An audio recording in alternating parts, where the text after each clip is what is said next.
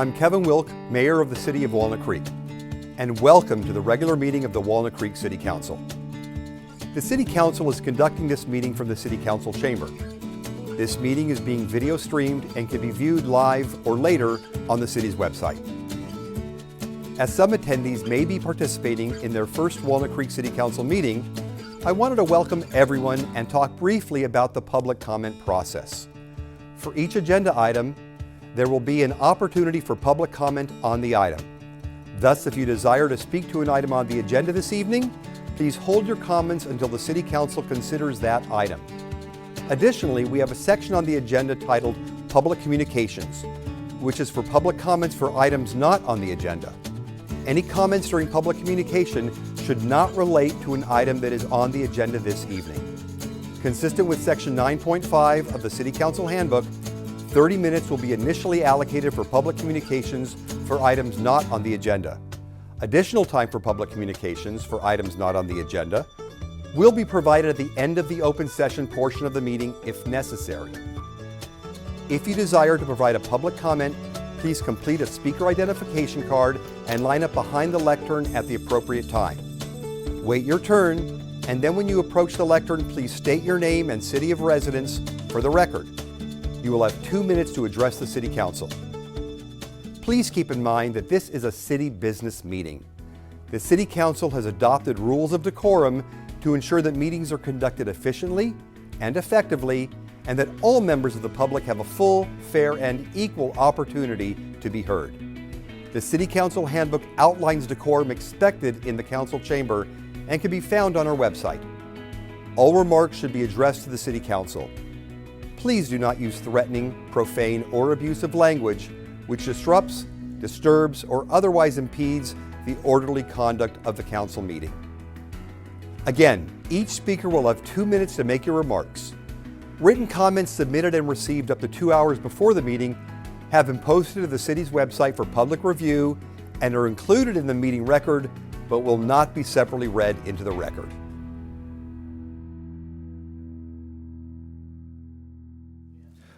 All right, we're back. We do a little bit of MacGyvering in the background. We'll make sure that this is going to be recorded as well, so people will see this. There'll be a broadcasting component to it, a little bit different than usual, but we're on. With that, good evening. I'm Kevin Wilk, Mayor of the City of Walnut Creek, and welcome to the Tuesday, May 5th, 2026 concurrent regular meetings of the Walnut Creek City Council and Parking Authority. And would you all please join me in the Pledge of Allegiance? I pledge allegiance to the flag of the United States of America and to the republic for which it stands, one nation, under God, indivisible, with liberty and justice for all. And City Clerk Susie Martinez, would you please call the roll on this Cinco de Mayo? Councilmember Darling. Here. Councilmember Devaney. Here. Councilmember Silva. Here. Mayor Pro Tem Francois. Here. And Mayor Welk. Here. All right. The first item is we have a proclamation for Bike to Work Week, and I invite the Walk, Bike, Walnut Creek, and Bike East Bay forward to accept the proclamation. And while they're coming up, I will just quickly read a few of the proclamation information. Whereas throughout the month of May, the City of Walnut Creek will celebrate biking in the sense of freedom, joy, and well-being that it inspires. May is National Bike Month, and May 14th, 2026 is Bike to Wherever Day in the Bay Area. The City of Walnut Creek has a robust network of trails perfect for cycling, including the Contra Costa Canal Trail and the Iron Horse Trail. And city staff, schools, parks and recreation departments, police departments, public health districts, hospitals, businesses, and civic groups will be joining the League of American Bicyclists in promoting bicycling during the month of May 2026. And whereas these groups are also promoting greater public awareness of bicycle operation and safety education during Bike Month and year-round in an effort to reduce collisions, injuries, and fatalities and improve health and safety for everyone on the road, I, Kevin Wilk, Mayor of the City of Walnut Creek, on behalf of the Walnut Creek City Council, do hereby declare May 2026 as Bike Month in the City of Walnut Creek and encourage Walnut Creek residents and citizens to join me in this special observance. So welcome here, and if you have a few words that you'd each like to say. Uh-oh. I'll say just a quick word of thanks for making this something that we celebrate. These kids have been biking since they were 3 to Heather Farm Preschools, where they started biking every single day of the weekdays, and they biked here tonight. I've been on the Transportation Commission with some of you, and back then we were working on getting a way to bike safely from the trail to downtown and from downtown to the trail, and I think we're still working on that. So hopefully we can get that going a little bit faster so we can bike more and more safely. Great. And Danny, while we know who you are, would you like to introduce the people that are up here? These are my daughters, Sage Tennyson and Sky Tennyson. They're Great. 2nd and 4th grade, and they bike to school every day. Wonderful, wonderful. And Want to talk at all? I'm Kate Ming. I am a bike advocate, and one of the reasons I love living here is the bike trails. There's definitely a lot of work to do, but I see that work is happening, however slow, but happening, and so I appreciate that. Thank you. thank you. Thanks, Mayor, City Council, for the proclamation. I'm Robert Prinz, Advocacy Director with Bike East Bay. I'd like to invite everybody to celebrate Bike Month, all month with us, and Bike to Every Day on May 14th by finding an Energizer station in your neighborhood. All the location maps for all across the East Bay are available at bikeeastbay.org/BTWD for Bike to Wherever Day. And we've got fun, free events happening all throughout the month to help encourage more biking and safer riding. Thank you. That's great, thanks. And we're promoting this within the city websites as well, and social media. So why don't we take a picture? Okay.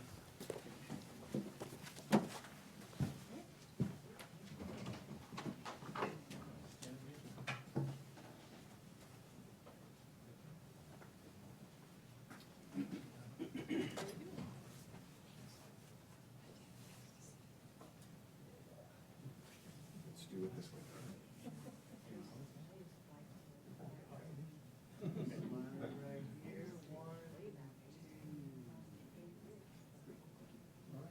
Thanks very much. Here you go. You can show this for show and tell.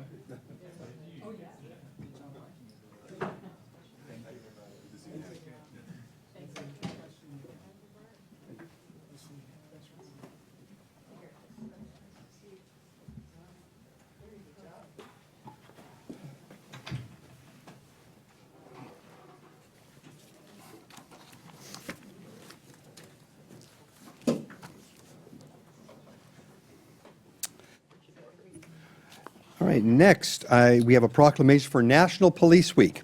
And I see some of Walnut Creek's finest in the audience here, too. So I invite Officer Shane Blatz with the Walnut Creek Police Department to come forward to accept the proclamation. And I'll read a few words on this. Whereas in 1962, President John F. Kennedy designated May 15th as Peace Officers Memorial Day, and the week in which that date falls as National Police Week. There are more than 800,000 law enforcement officers serving in communities across the United States, including the dedicated members of the Walnut Creek Police Department. The names of these dedicated public servants are engraved on the walls of the National Law Enforcement Officers Memorial in Washington, D.C. since the first recorded death in 1786, where there are more than 24,000 law enforcement officers in the United States who have made that ultimate sacrifice and have been killed in the line of duty.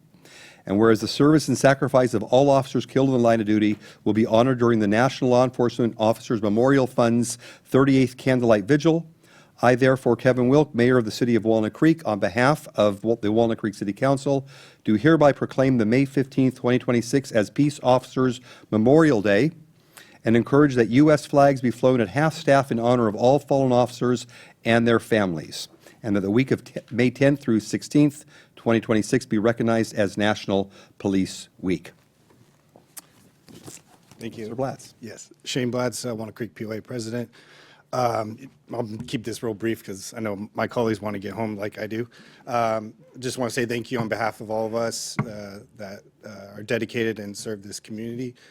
We always appreciate this recognition. So, thank you. Great, thank you. Well, why don't we take a picture together with the team?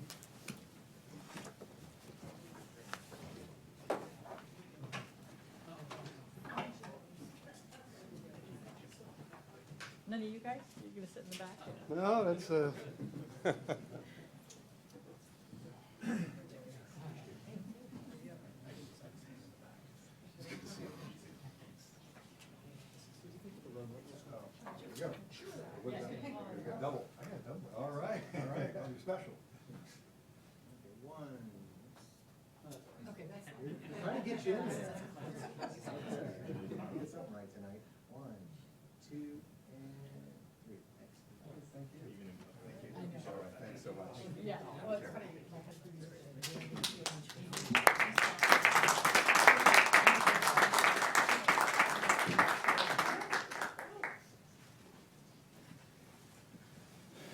All right, we're going to talk a little bit more about the police later. But for now, I want to move on to the consent calendar. And consent calendar items 2G and 2H relate to compensation payable to the city attorney and city manager. If these items are approved, a rate increase of 4% effective July 1st, 2026, and an additional rate increase of 3% commencing on July 1st, 2027, contingent upon the city attorney receiving a satisfactory or better evaluation in spring of 2027, would be implemented for Redwood Public Law for general legal services, labor and employment services, cost recovery, and litigation services. For the city manager, which is item 2H, it would amend the city manager employment agreement to increase Mr. Buckshey's salary by 4%, effective with the pay period including June 30th, 2026, and to further increase Mr. Buckshey's salary by an additional 3% effective with the pay period including June 30th, 2027, following a satisfactory or better performance evaluation by the City Council in the spring of 2027. The amendment to Mr. Buckshey's contract also extends the time frame to not involuntarily terminate Mr. Buckshey from 90 days to 180 days following the seating of a new council after an election, and increases the severance payout provided for in the contract from 9 months to 12 months and includes health benefits as part of the severance benefits. State law, specifically Government Code Section 54953, requires a verbal announcement of the compensation change prior to action by the City Council. With that said, would any council member wish to pull an item for discussion? Yes, I would like to pull items 2C and 2D to be discussed together. Any other items? Okay, I would like to pull items 2F, 2G, and H. And does any member of the public, one second. So, does any member of the public wish to comment on an item on the consent calendar? And as a reminder, each speaker will have 2 minutes to make their remarks. Written comments submitted have been posted to the city's website for public review and are included in the meeting record but not be separately read into the record. Jan, come on up. And just let us know which item you'd be speaking to. Good evening, Jan Warren from the Woodlands. I'm pulling I. Would like to speak on I? Yes. Okay. For the wonderful affordable housing that's going to be built. And I wanted to thank everyone's work on this. And I had just a little bit of a question. In terms of the funding, in terms of our money, I read that over the past 3 years, we've gotten revenues of about $500,000. So after we have awarded this $2.9 million for the Saha project, how much money will be left for us to have next year? Or are we anticipating, I don't know if you know how much new revenue's coming in from all the construction or not, if you have any idea whether we're going to wait, a couple of years or whatever before we can get some more affordable housing. But I really appreciate, and I wanted to pull it and celebrate. Thanks. Great. Thank you, Jan. Any other member of the public wish to speak on an item on the consent calendar? No. Okay. Seeing that, I'll entertain a motion for items that have not been pulled. So I can make the motion, but do we want to answer the question from the public before we take the vote? Before we do that, on 2I? Yeah, if we can ask that city manager that. Yeah, come on up, Jennifer.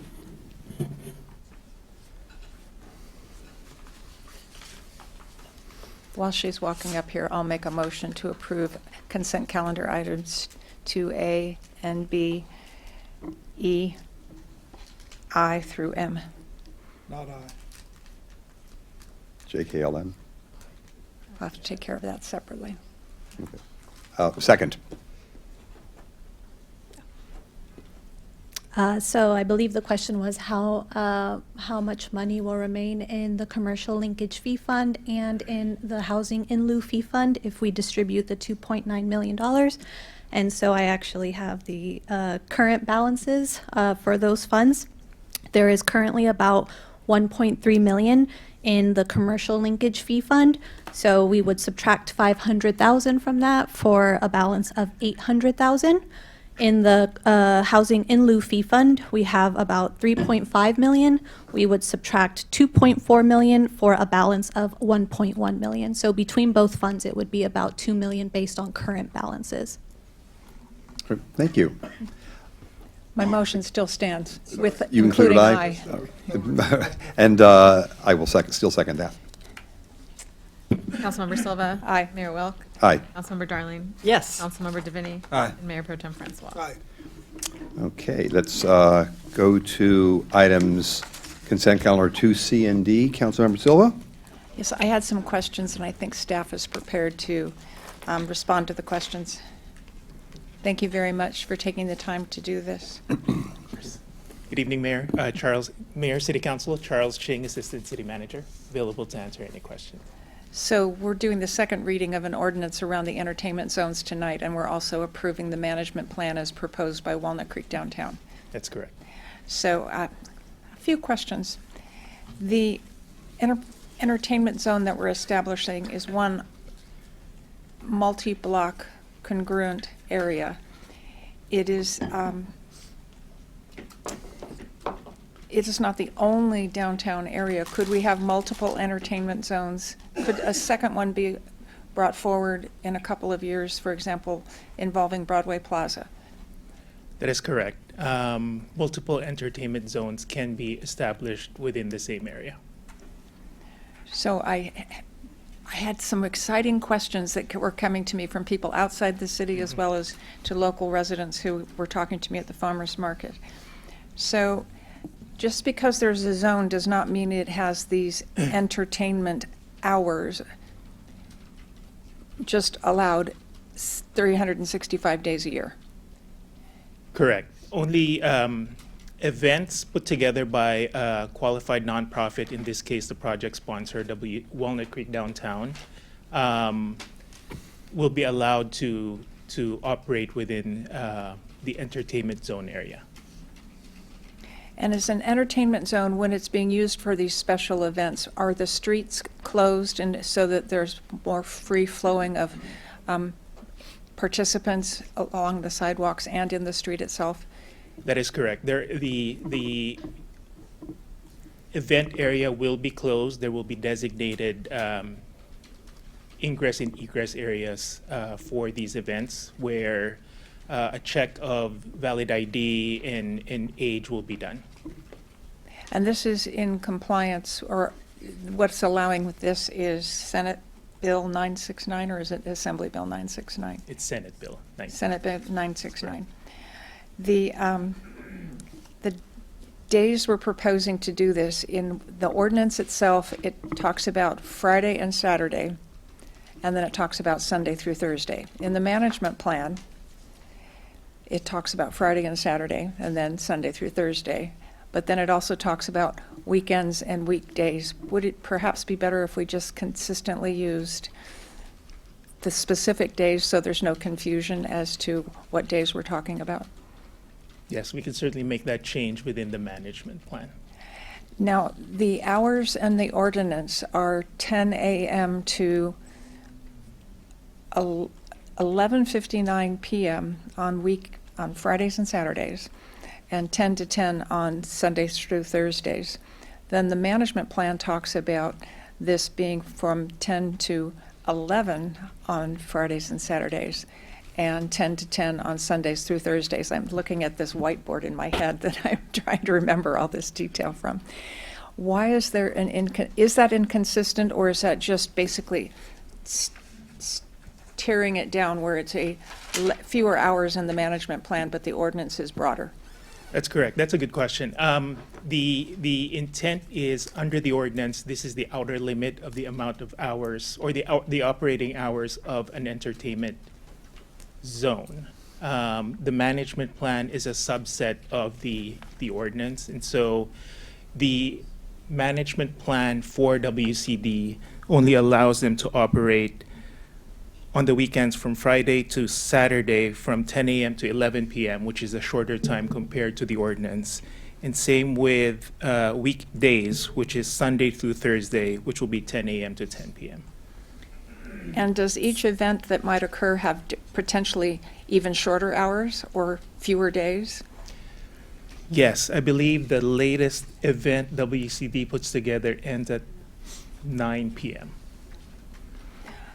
Management plan refers to public safety, health, sanitation, trash, but yet I don't see any specific references to restroom facilities, which can be an issue when you're having a lot of people in an area. Can that be addressed in the management plan? It can certainly be added. That said, any event that is done within the entertainment zone requires a special event permit from the city, which explicitly outlines the amount of restroom facilities that is required per event. But we can certainly add that language. Which might be onto the- portable or temporary facilities as well as the establishment, the facilities within each of these establishments that are participating? That's correct. I think those were did I ask you any other questions that I didn't remember?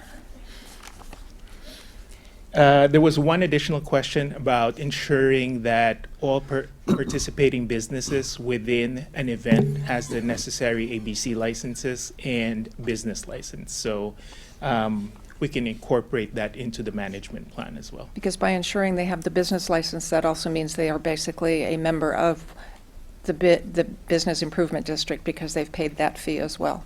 That's correct. I didn't have any further questions, although I'd like to recommend that we make those minor updates to the management plan so there's ensure clarity and remove the likelihood of debating on the day of an event whether porta potties are required or not. Yep, no, I appreciate that. In fact, this item, I was going to pull it as well because of clarification that I realized since our last meeting, a lot of calls came in from the media, a lot of social media, everybody thinking that Walnut Creek is going to the dogs now because look what we've done, and others can't wait to celebrate like it's 1999.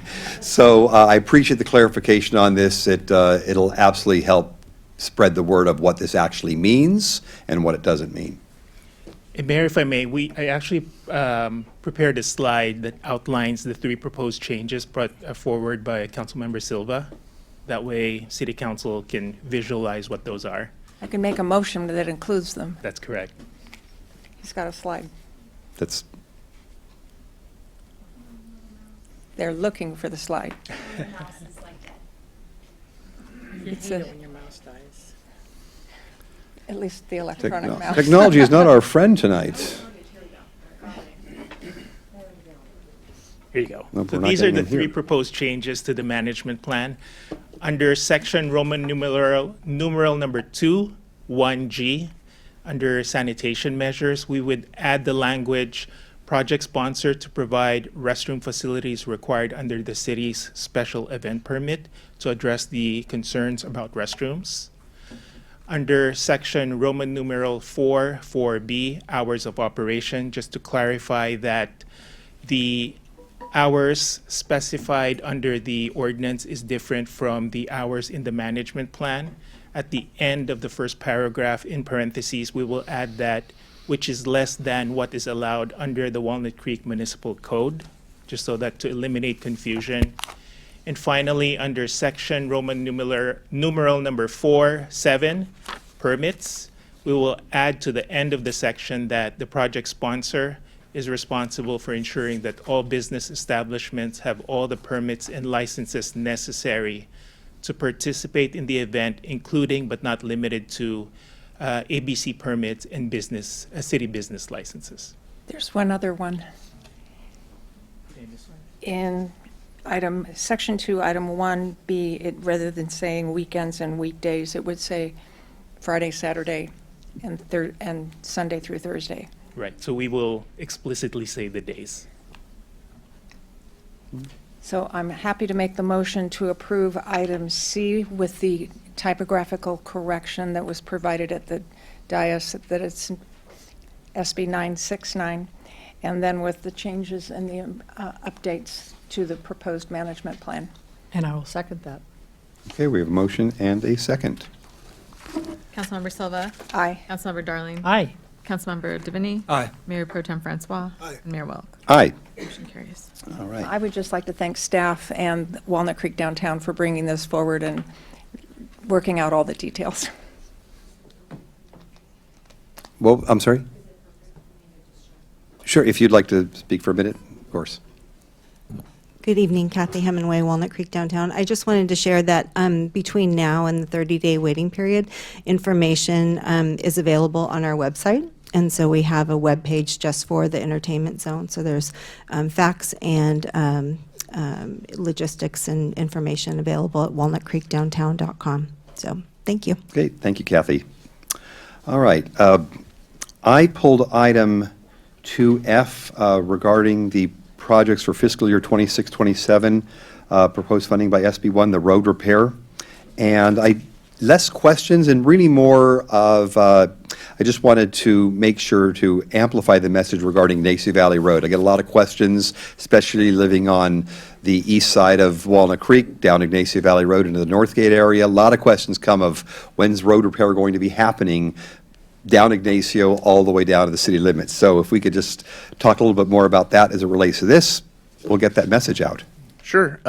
So first off, thank you for, I guess pulling this comment, letting me speak on this. But I'm Austin. I'm assistant engineer for the Public Works Division. So as far as Ignacio Valley Road, the plan is to go in construction next year in 2027. We're currently, communicating with Caltrans to receive the construction funding to provide or to construct that project next year. That's the plan, and that's what we are aiming for. And will that be to complete all the work on Ignacio Valley Road or just one section of it? I believe it's just, what was that? Yeah, Oak Grove. To Oak Grove Road? Oak city limits. To the city limits, Oak Grove Road to the city limits, which is up to the hill before you get down into Concord. Great. All right. Thank you very much, Austin. Thank you. I think your first time up here, right? Second. Second? You did great. Thank you. And I will make the motion to approve item 2F. Second. We have a motion and a second. Mayor Welk. Aye? Councilmember Darling. Aye. Councilmember DeVinny. Aye. Councilmember Silva. Aye. Mayor Pro Tem Francois. Aye.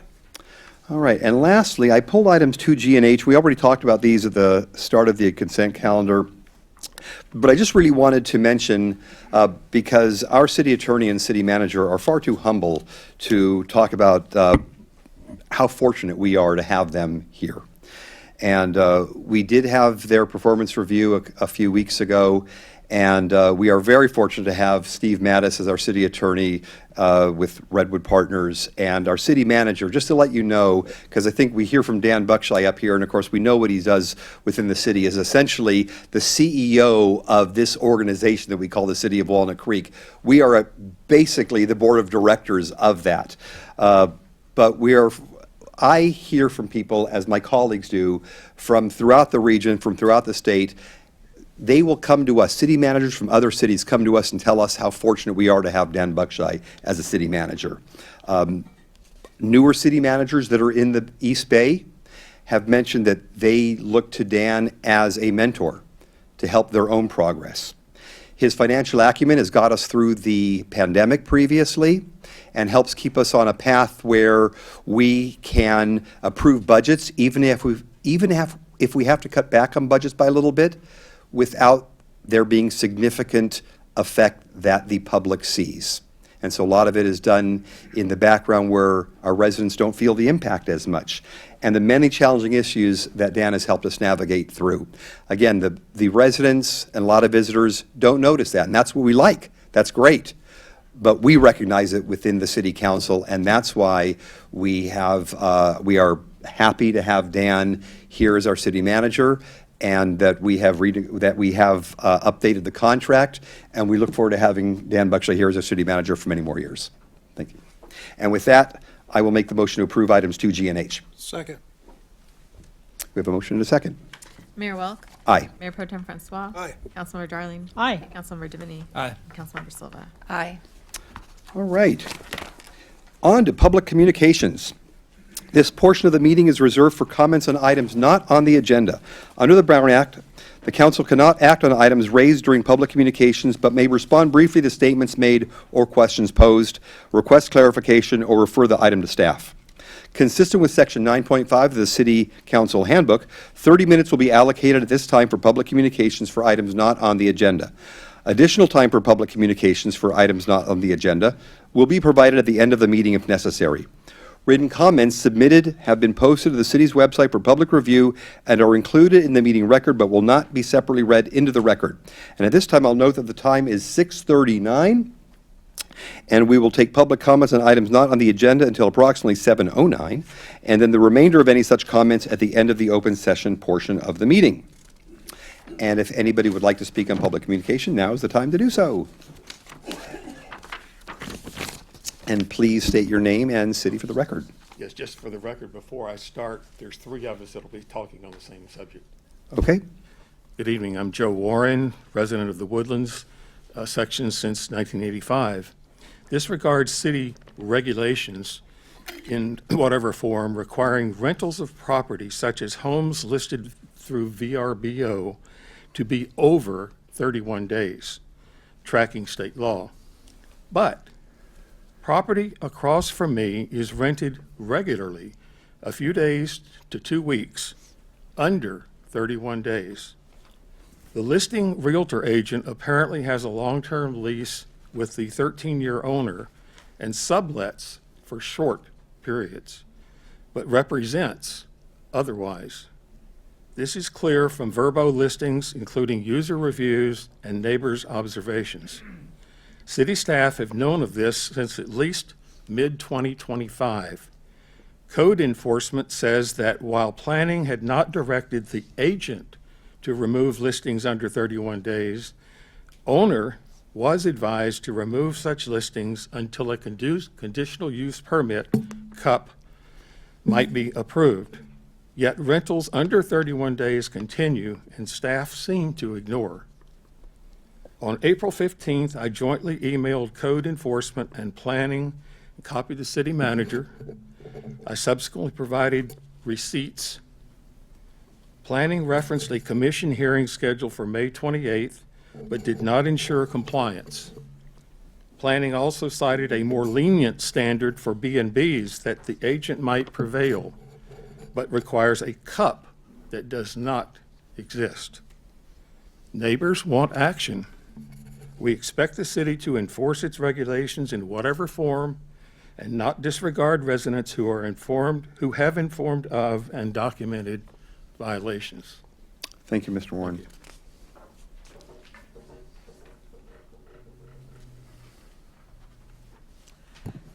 Jan Warren, Woodlands. I'll be kind of short because we weren't sure whether our neighbor could join us or not. Her husband had some health issues. So I'm also here to speak about this house across from our driveway, and I actually brought it up in August. That was the first time I came to the city council, mentioned it at the regular city council meeting in August.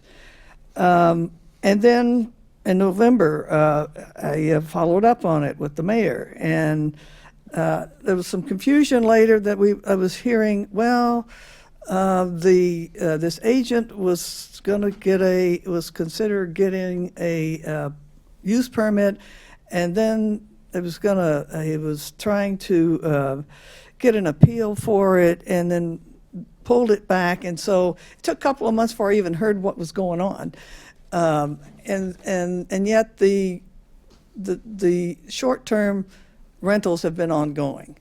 And so, they're all nice folks.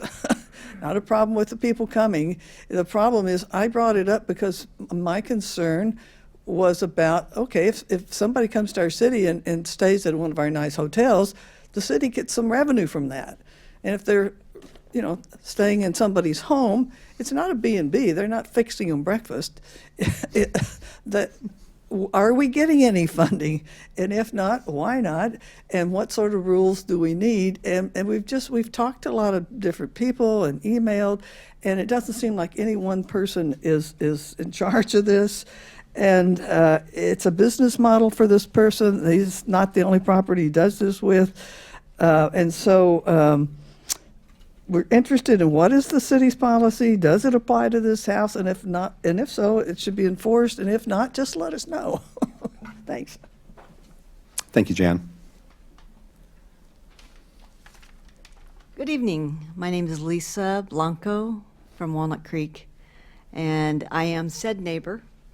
And I'll just add just some color to what Mr. and Mrs. Warren provided.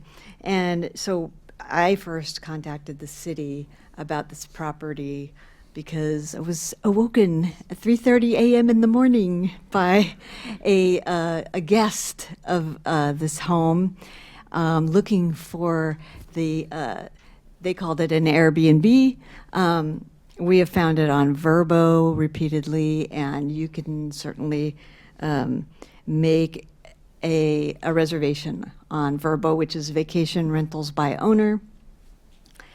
The gentleman's not the owner.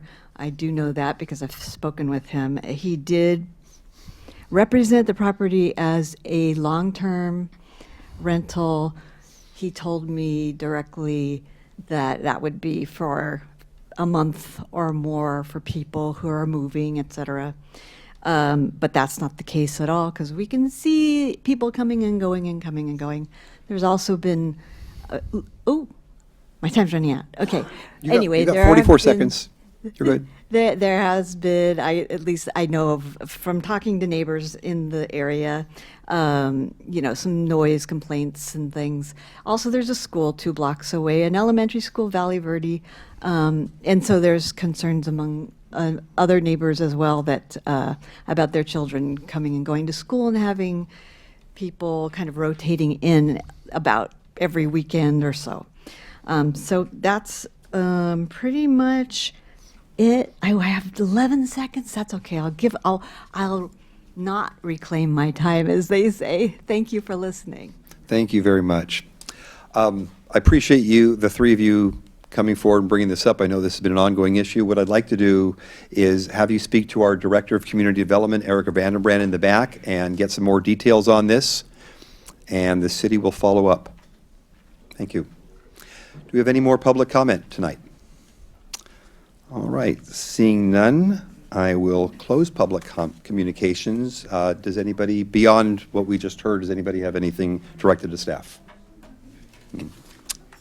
I had one, Mayor, I think related to this, it might be helpful to get at some point a clarification on the rules on short-term rentals, less than 30 days, more than 30 days, what's allowed, what the permit requirements are, as a public service announcement at some point. I think that makes sense. Thank you. I would agree with that. I know state law has intervened on telling us what the tenure of those rentals can be, I think. So, and I'm not sure that a real estate agent that doesn't own the property can get a conditional use permit. That seems a little incongruous because the use permit goes with the property owner's property, but I'm not the land use attorney.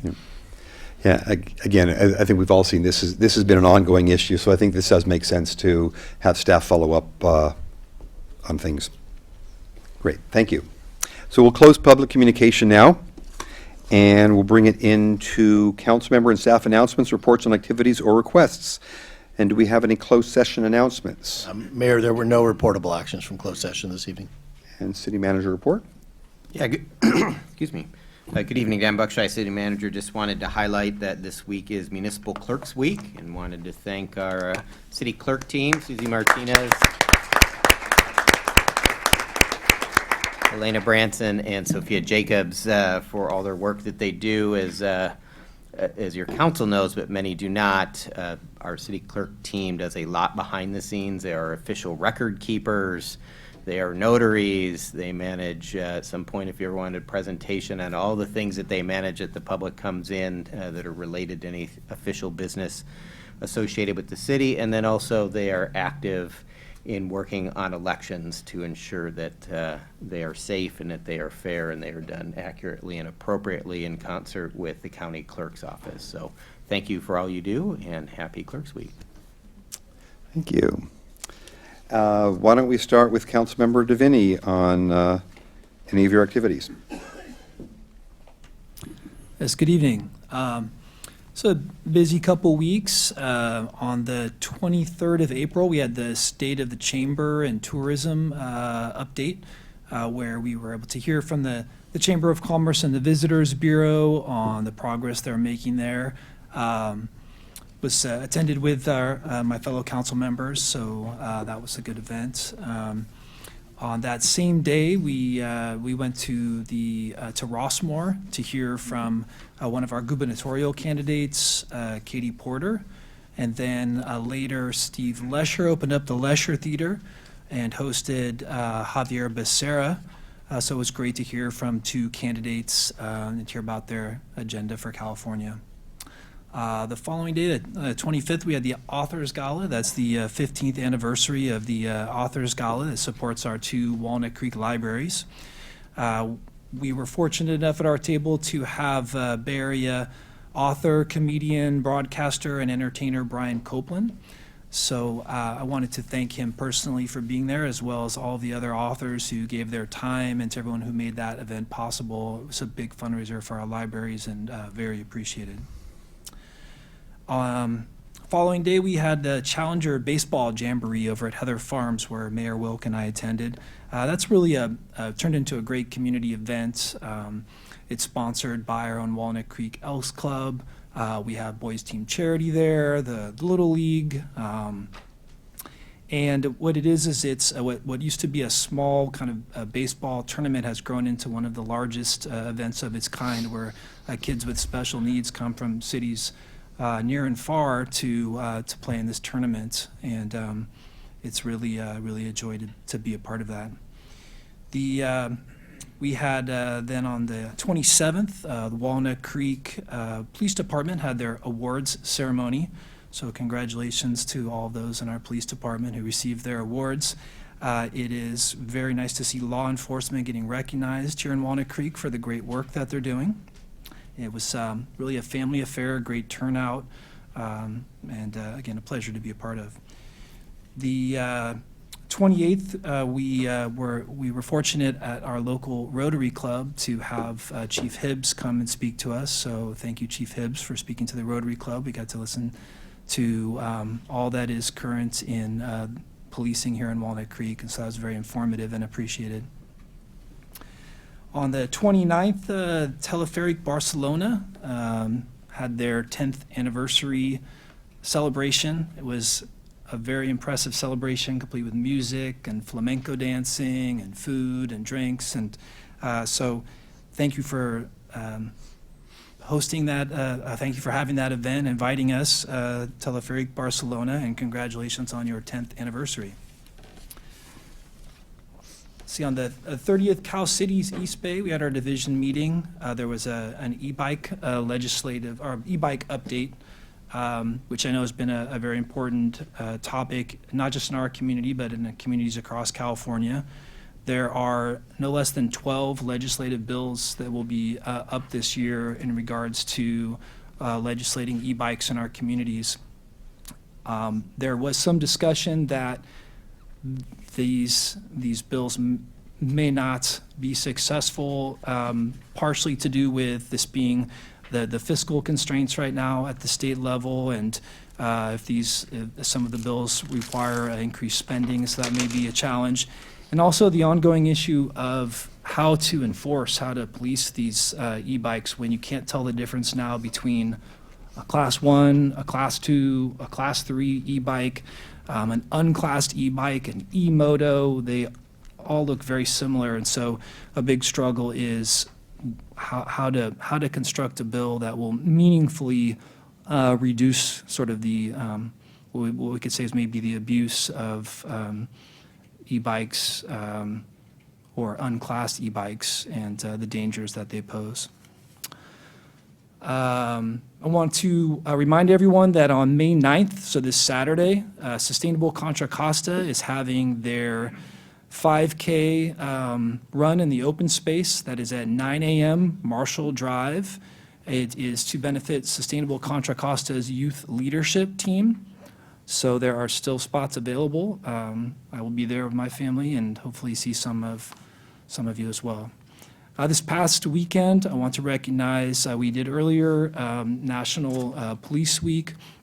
I also wanted to take this time to recognize this past weekend was National Fallen Firefighters Memorial Weekend.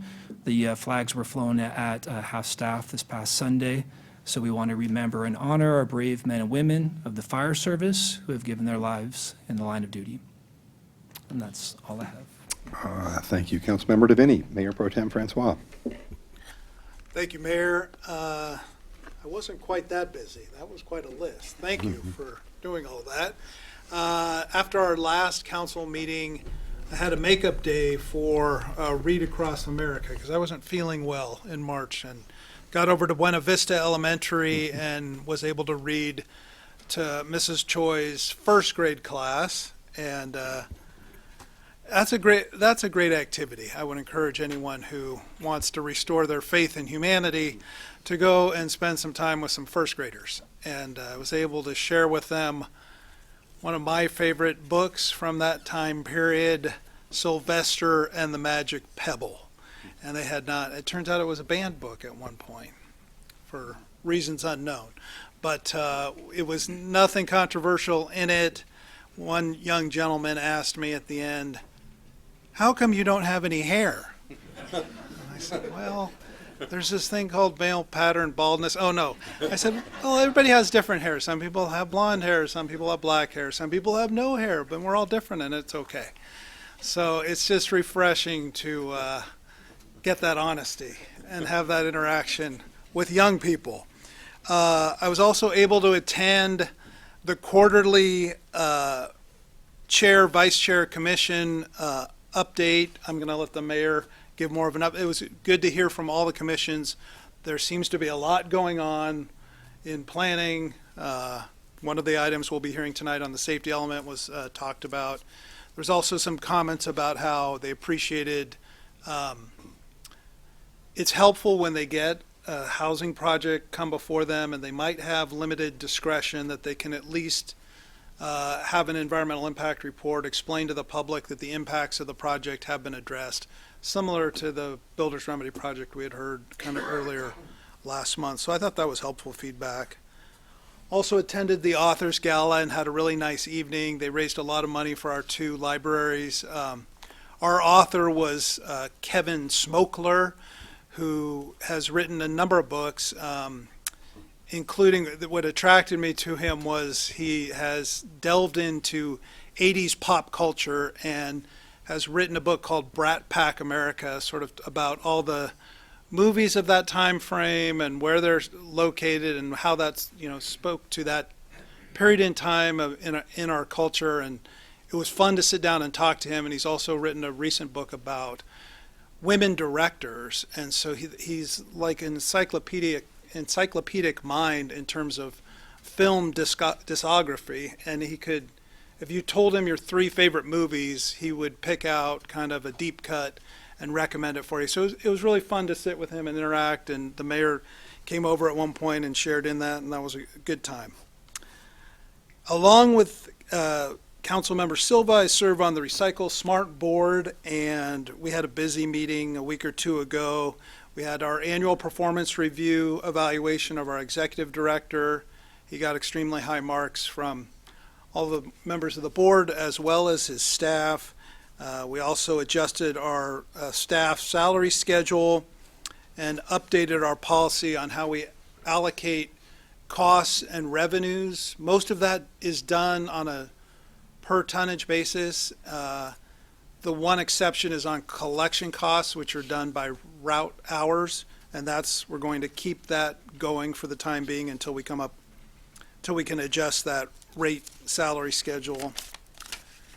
We also talked about the diversion recycling program and budget, and of note there, 2 programs. There's the school recycling and organics program, which has gone on for some years now, and we'll get an update on that, I believe, in our next meeting, or this meeting in May.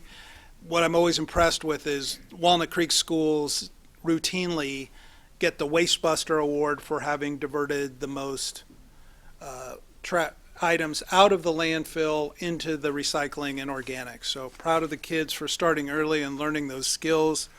And then there will be, and I believe this is the first time they're doing this authority-wide, a household hazard waste drop-off event. The details on that are to be determined, including the contents and the location and the date and so on, but I'll give an update on that, or Councilmember Silva will, at a future meeting.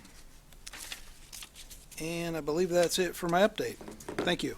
All right, thank you. Next, Councilmember. Oh, If you come to me first, I can add on a couple of things too. all right, we're going to jump over Councilmember Darling to Councilmember Silva. They'll come back. I would continue on the Recycle Smart presentation, just to clarify or elaborate on how we share costs. It's 6 agencies work together to form Recycle Smart, but we all have different rates that in Walnut Creek's rates are different from those that are being used in Orinda and Danville. And the costs that our expenses and our revenues are calculated based on sharing. It's not the same. So in Walnut Creek, the routes are flatter by and large than they are in Orinda. So Orinda takes longer to pick up the garbage, so they pay more in their collection rates. And see, something you didn't know. How would you share? And so that's really important. And so how we calculate that is really important. And the other thing I would mention is in the school programs, what we hear about a lot in recent years is they're getting better and better at the recycling. But one of the things that they do is they share their food at lunchtime. Now, it's not a sandwich that's already been eaten. It's basically if they have a piece of fruit, the kids are taught that if they have a piece of fruit, they can put it into the share bin. And then another kid can pick up that apple, for example, and have that apple for lunch. So they're taught to not throw away food, but somehow to put it back into circulation, so to speak. A couple of other things to mention. I'm the liaison from the council to the Diablo Regional Arts Association, and I was looking through the calendar, and there's a lot going on at the Lesher Center this coming few weeks, and so go to lesherartscenter.org and look at the calendar. There are end-of-year performances, and there are a lot of speakers, and there's the arts that are going on at the Bedford Gallery. And then I will mention that 2 weeks ago was the City Leaders Summit for the League of California Cities. There were about 400 of us in Sacramento. There were 2 reasons to be in Sacramento. One was to advocate for certain pieces of legislation that we're promoting with the legislature. There was a lot of things that we were advocating about. From this area, we met with Assemblymember Bauer Cahan, with Assemblymember Ana Maria Avila Farias, and also with Senator Tim Grayson. And we talked about a number of bills that we were promoting. One is SB 922, that's Senator Laird's bill that will allow, it's going to clarify that cities may recover the cost of street maintenance and road repair that results from the damage of roads from very heavy vehicles like garbage trucks. And so that's an important bill, and we were getting universally the assembly and the senators, the assembly members and the senators were going, well, that makes sense. So hopefully that will continue to move forward. Another bill we were advocating for was in the homelessness and housing arena, 2 bills to mention. One is AB 2296 by Assemblymember Pappen out of the Peninsula, and it's basically we're sponsoring a bill that would allow our cities to start earlier work on their housing elements so we have more time to get it right. And then it also requires the state to improve the housing element review process and provide greater certainty, so being more objective and providing feedback. And finally, I would mention that we also advocated for a minimum $1 billion in ongoing funding to the Homeless Housing Assistance and Prevention Grant Program. Right now it was $1 billion per year for a number of years, and it was reduced last year to $500 million. And it's sitting, the January proposal had it at $500 million, so we're hoping to increase that funding. And also we're advocating to allocate $400 million to fully implement Proposition 36, which is the public safety constitutional amendment that the voters approved, California voters approved like 80%. in the last general election. And so that, this Cal State Board also met during that whole meeting, and a couple of things to note. We voted to take a no position, an opposed position on the Howard Jarvis initiative that is moving toward the ballot in November. And it's a constitutional amendment that would change how local government can adopt certain taxes and prohibit existing and future property transfer taxes that local governments may impose. This could basically result in a loss of about $2 billion annually in funds to municipal cities and counties across California, but more importantly, or just as importantly, it's retroactive. And so those have been all approved, but those that are on the books right now and have been approved by local voters would be null and void.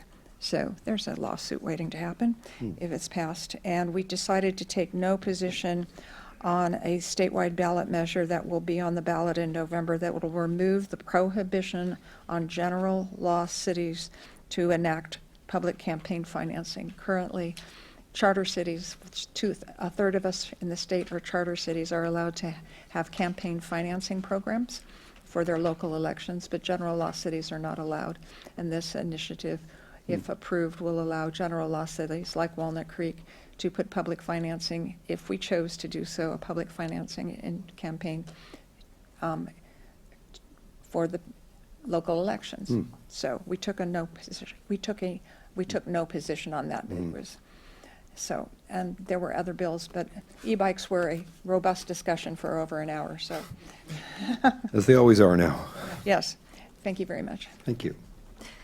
All right, so my experience in going back to school was distinctly different than the Mayor Pro Tem. I, as an MCE board member, John McCormick from Lafayette board member, and myself went back to school and took about a week-long class from two graduate professors from the Haas School of Business on the energy economy. And I tell you, I've never written so fast in my life and said, wow, what are these people explaining to me? But they were explaining to us how the energy markets have changed over the last 20 years since the energy crisis. And with the onset of the community choice aggregates and the CAISO and everything. And it did make a lot of what we do at MCE make more sense. And Director McCormick and I, our heads are now bigger as a result.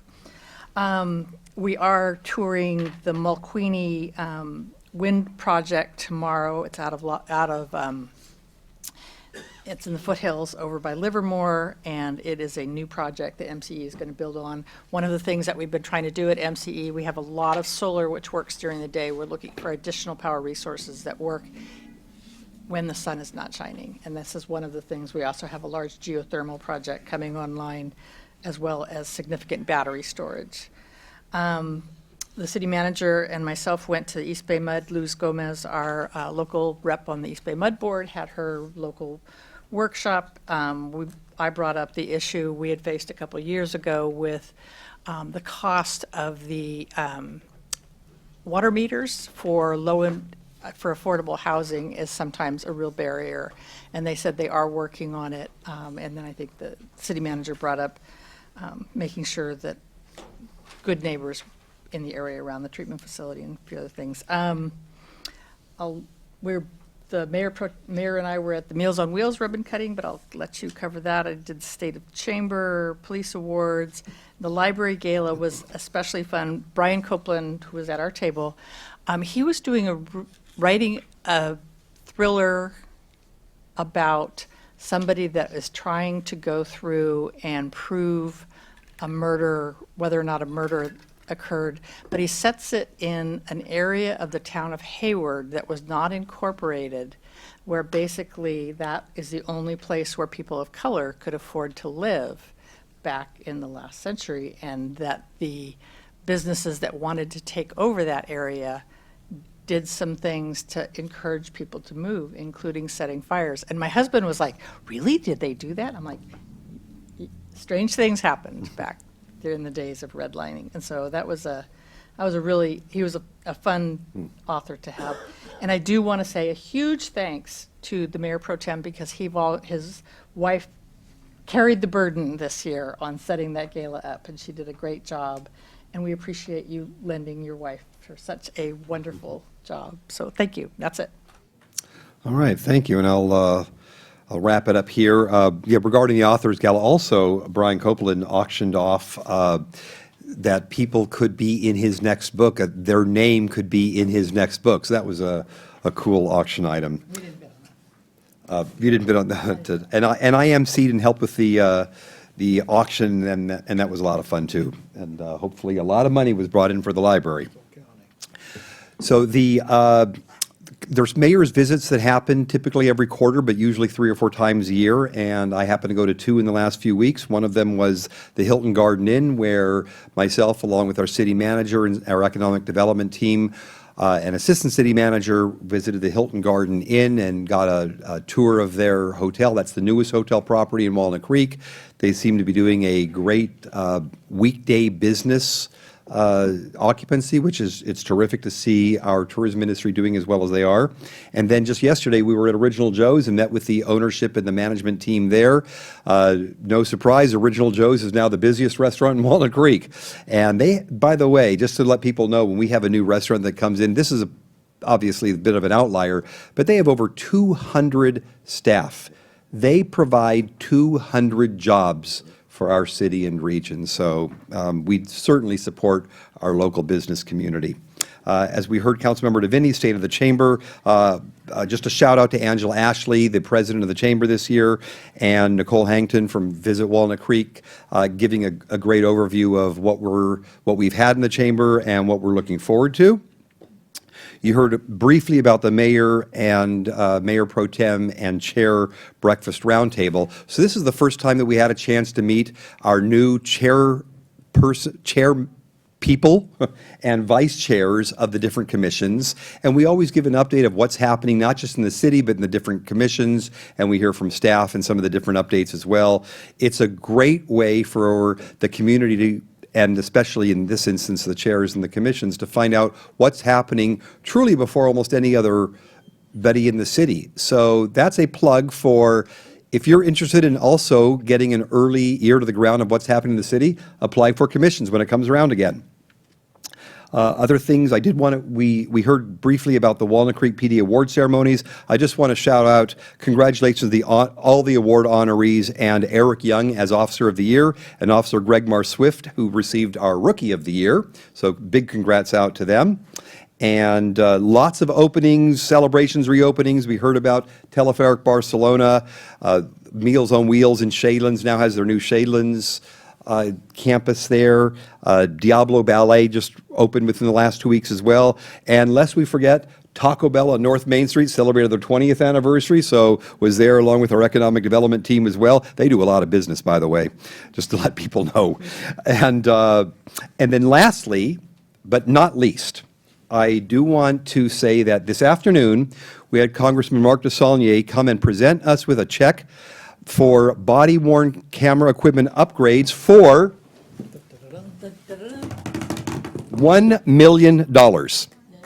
And this is the grant funding that came from Washington, our federal government. Let's spend this check, and we'll get that equipment. And thank you to our Police Chief Ryan Hibbs and Captain Holly Connors, who were in attendance for this. This is why we continue to advocate at our regional levels with county, our state levels with our assembly members and state senators, and our federal representatives, that is Congress members. So thank you very much, Congressman DeSaulnier. And now for the real fun stuff, the public hearings. So next on the agenda is adoption of a resolution approving the Community Development Block Grant 2026 to 2027 Annual Action Plan, Fiscal Year 2027 Community Grant Program Funding Plan, and authorizing associated contracts exceeding $125,000. And I invite Administrative Analyst Jennifer Lama, is it Lamas or Yamas? Yamas. Yamas, forward to provide the presentation. I want to make sure we get your name right for the record. Thank you. Thank you. Good evening, Mayor Wilk, Mayor Pro Tem Francois, council members. My name is Jennifer Yamas. I'm a housing analyst in the Community Development Department. For tonight's first public hearing, I will be presenting on the fiscal year 2027 Community Development Block Grant Annual Action Plan and the corresponding Community Grant Program Plan.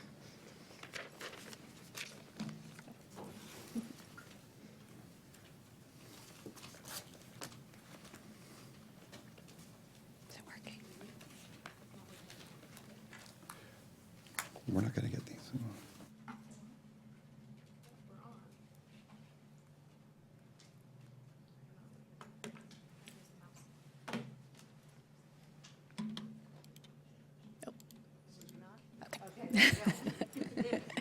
Lots of technical difficulties tonight. The city is an entitlement jurisdiction for the Federal Community Development Block Grant, known as CDBG. As such, the city is required to submit an annual action plan each year to the U.S. Department of Housing and Urban Development. The annual action plan outlines how the city proposes to use the federal funds that are granted for that program year. The fiscal year 2027 annual action plan is due on June 3rd and represents the second year of the city's 5-year CDBG consolidated plan, which sets overall priorities and long-term goals for serving residents with the greatest needs. Fiscal year 2026 was an application year, during which a competitive request for proposals was issued. Accordingly, fiscal year 27 is a renewal year. It begins on July 1st, and it means that programs that were funded last year may be considered for continued funding based on performance and available resources.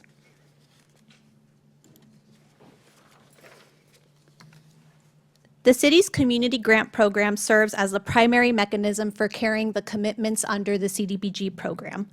The community grant program connects Walnut Creek residents to a broad network of services, including crisis intervention, senior support, homeless services, job training, and affordable housing. These services are delivered by local and regional organizations.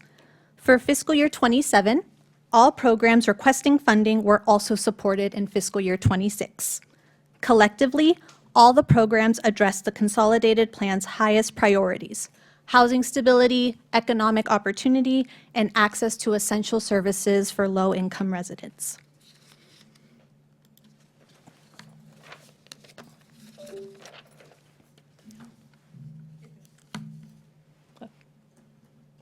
We're okay? Okay.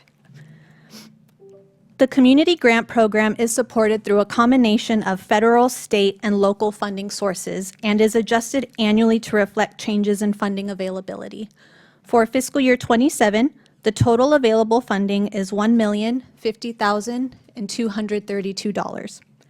Taking into account the CDBG categories, as well as the School Crisis Counselor Program, the recommended fiscal year 27 Community Grant Program funding total is $942,667, which includes about $80,000 for grant administration.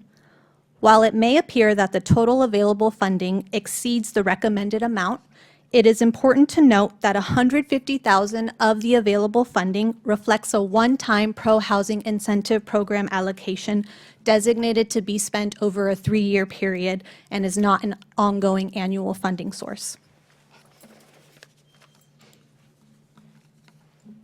Staff recommend funding all renewal programs at the full amounts requested. One program that required policy consideration was the core dedicated outreach team. Prior to fiscal year 2022, the city funded a half-time core team, with the remaining 50% of time contracted to the city of Concord. For fiscal year 2022, when faced with the option of discontinuing core services or fully funding the team, the city elected to fund a full-time team, with the increased service levels supported by state PLHA grant funding that was available to the city at the time. For fiscal year 27, in consultation with Contra Costa County Health Services, staff evaluated 2 service models: a full-time core team at an estimated cost of about $300,000 and a half-time team at about $150,000. These represent the only service levels currently offered. Under a half-time model, the core team would operate at its original service levels and be shared with the neighboring jurisdiction. Walnut Creek would receive designated service days, supplemented by county-wide core teams when the dedicated team is assigned elsewhere.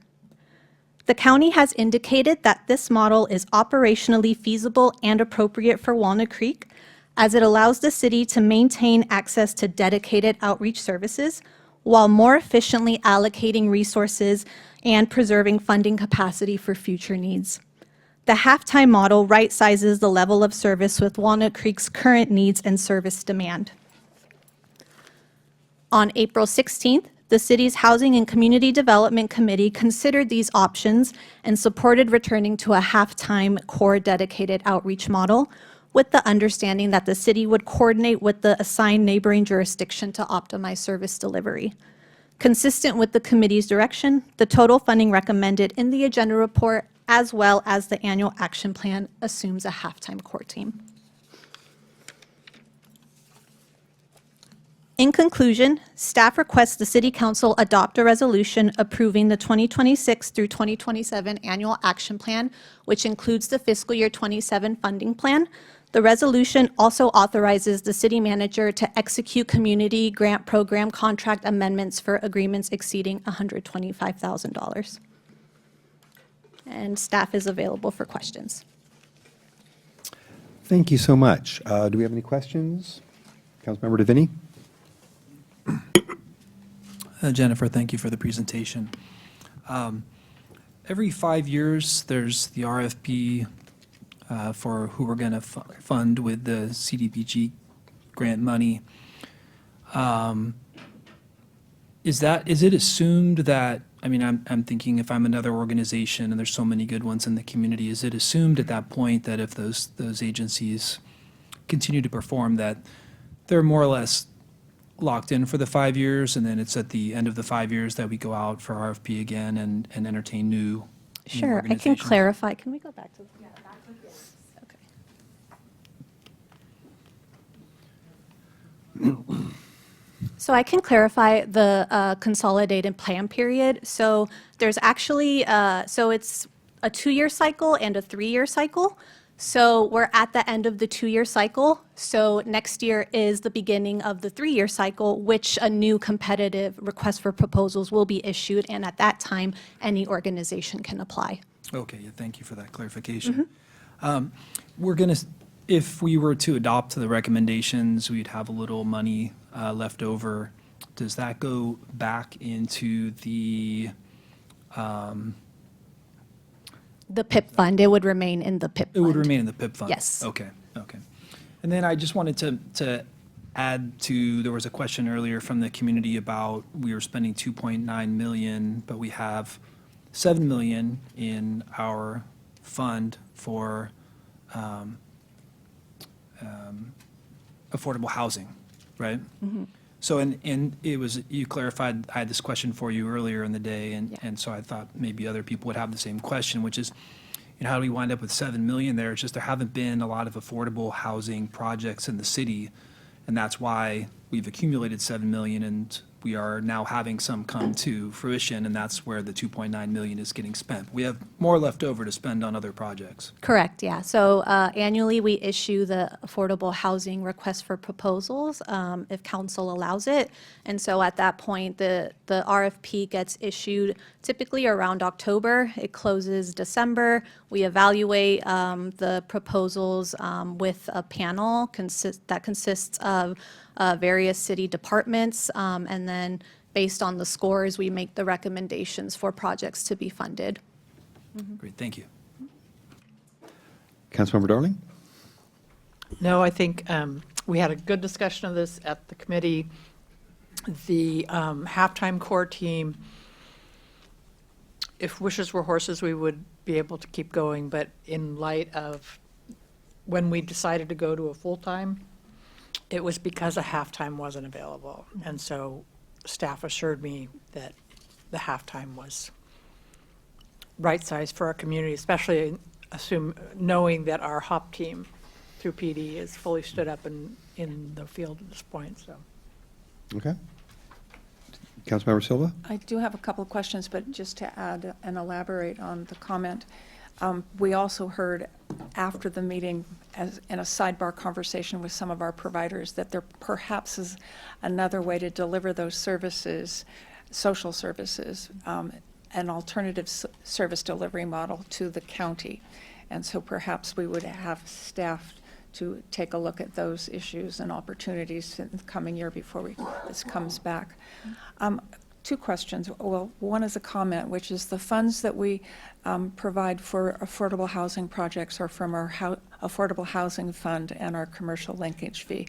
Those funds are different from we don't have anything up in front of us. So if you could go back to the sources of funds, that slide. Those CDBG funds, to clarify, are from the federal government, the Housing and Urban Development Department. And then the other funds that are there are all city funds from the general fund that have been allocated and set into special funds. Yes. With the exception of the pro-housing incentive. Pro-housing incentive, which comes from the state. Yes. And maybe if the state decides to open up their coffers a little bit, there might be some HAP money that would be coming down the pike, but we're not going to hold our breath. So that's just clarification. We can't take these funds. Well, are any of these funds available to be put toward affordable housing projects? Yeah, so CDBG does have caps in how we can use the money. 65% must be allocated to economic development and infrastructure and housing activities. And so the programs that we currently have under that umbrella include Habitat for Humanity's low-income home rehabilitation program. And then we have some really great economic development programs through Cocoa Kids, Trinity Center. And so that kind of is what fits under that umbrella. So we're able to use some of the funds, but probably not enough of the funds would aggregate together to actually Right, I create think another it's about project. 260,000 that Okay. would be allowed from that amount, yeah. And another question, part of what we have to approve is that the city manager would sign for the contracts that exceed 125,000. Yes. Somewhere in here I saw that there's a reference to 5 of them, but I only count 4 that exceed 125,000. There's only 4 if I made a mistake of 5. Okay, Yeah, great, thank you. there's only 4, yeah. The 5th one was $82,000 for Habitat for Humanity. Oh, so the clarification with that is that because we're amending it, it would go over 125,000. Great, thank you. Yes. I didn't ask my question the right way. Thank you very much, Mayor. Mayor Pro Tem? Okay, coming in. I've got just 2 questions on the PIP funding. Yes. The total for that is $1 million, right? Yes. And then we've got 150 here. Where is the rest of that money allocated? Yeah, so 150,000 is designated for homeless services and 800,000 is designated for the creation and preservation of affordable housing, and then 50,000 for grant administration. And that application, we applied last year, I think it was March maybe, or maybe later in the year. And that those options were presented to council, and that was what we submitted to the state. Thank you for the reminder. So that the large chunk of that money then goes into the Affordable Housing Fund? Correct, yeah. Got it. And then in terms of sharing the cost of the core team, do we know which other jurisdiction we're likely Not to share yet. with? Yeah. That's it. All right. Can I circle back just really quickly? Yes. Has the 800,000 that's in the PIP funds, has that been allocated to, for example, is it in the bucket that went to Saha No, today? it's not. So It in will the be part of this new RFP. Great, thank you. All right, thank you so much. Let's open it up if there's any questions from the public, and we'll open that up for public comment. Please step forward to the podium. Please also complete a speaker card. Cards are available on the counter near the entrance doorway. And once at the podium, please introduce yourself and city of residence for the record. Consistent with city policies, related to public comments, each speaker will have 2 minutes to make your remarks. Written comments submitted, if any, have been posted to the city's website for public review and are included in the meeting record, but will not be separately read in the record. Hello. Hello. Good evening, Mayor, council members, city staff. I'm Molly Fow-Klopp. I'm a Walnut Creek resident, and I'm also board chair for Trinity Center. And I'm here tonight to express our deep appreciation for the city's continued leadership through the community grant program and to underscore just how essential this funding is to the people that we serve every day. At Trinity Center, this supports 3 critical programs. Our day shelter program, which provides a safe, welcoming place where individuals can access meals, showers, case management, and connection to housing resources. For many, this is the front door to stability. The winter evening shelter program provides life-saving refuge during the coldest and most dangerous months of the year.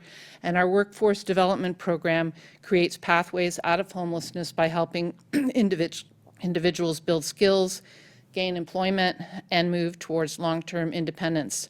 Together, these programs form a continuum of care from crisis response to long-term stability that aligns with the city's priorities and Trinity's mission. We also recognize this year represents real challenges, particularly with the loss of some of the state housing funds, and this makes the city's commitment to maintaining support even more meaningful. Last year alone, Trinity Center welcomed over 1,450 unique individuals, more than 18,000 services times, providing over 47,000 services. I get those numbers hard to say altogether, but these numbers are real people, neighbors working every day to move forward, and your support makes that possible. So on behalf of Trinity Center staff, members, and the board, thank you for your partnership and for continuing to prioritize these essential services that strengthen our community. Thank you very much. Just a quick question. So if somebody was moved to help Trinity Center, what would be a good fundraiser for them to attend in the near future? There would be a gala on the 14th of May at the Lafayette Park Hotel, and if you can't attend, you can always donate, but we're going to see lots of you there, and I appreciate your support. Thank you, and thank you for everything that Trinity does. Thank you. Thank you, Molly.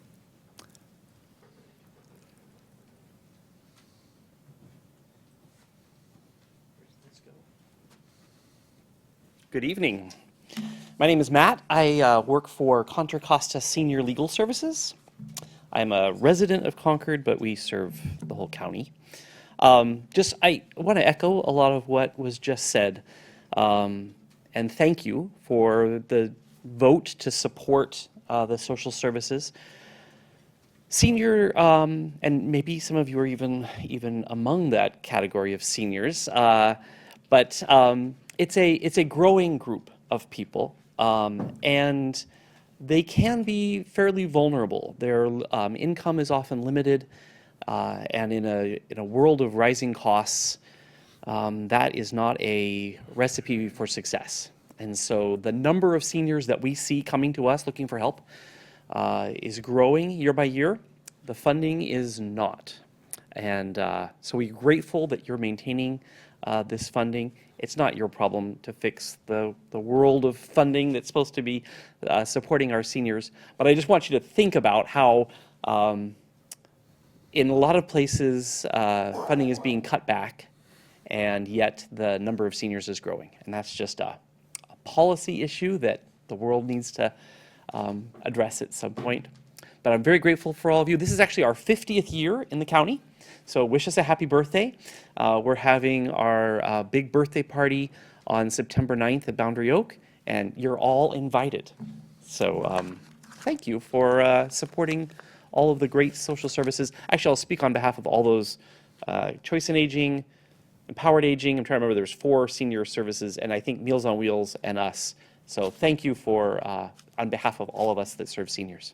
Thank you very much. All right, let's bring it back to council. If there's any further comments, any further questions, or a motion. I just wanted to say, every time I look at the CBDG program and this solicitation, I am blown away with how much these applicants are doing with so little money. And they're doing it for our vulnerable seniors, for homeless folks, for just a whole different variety of people. And I really appreciate it, and I really appreciate the effort they put into it. And I would move to adopt the resolution approving the 26-27 annual action plan, including the FY27 funding plan, and authorizing the city manager to execute community grant program contract amendments for 5 agreements exceeding $125,000.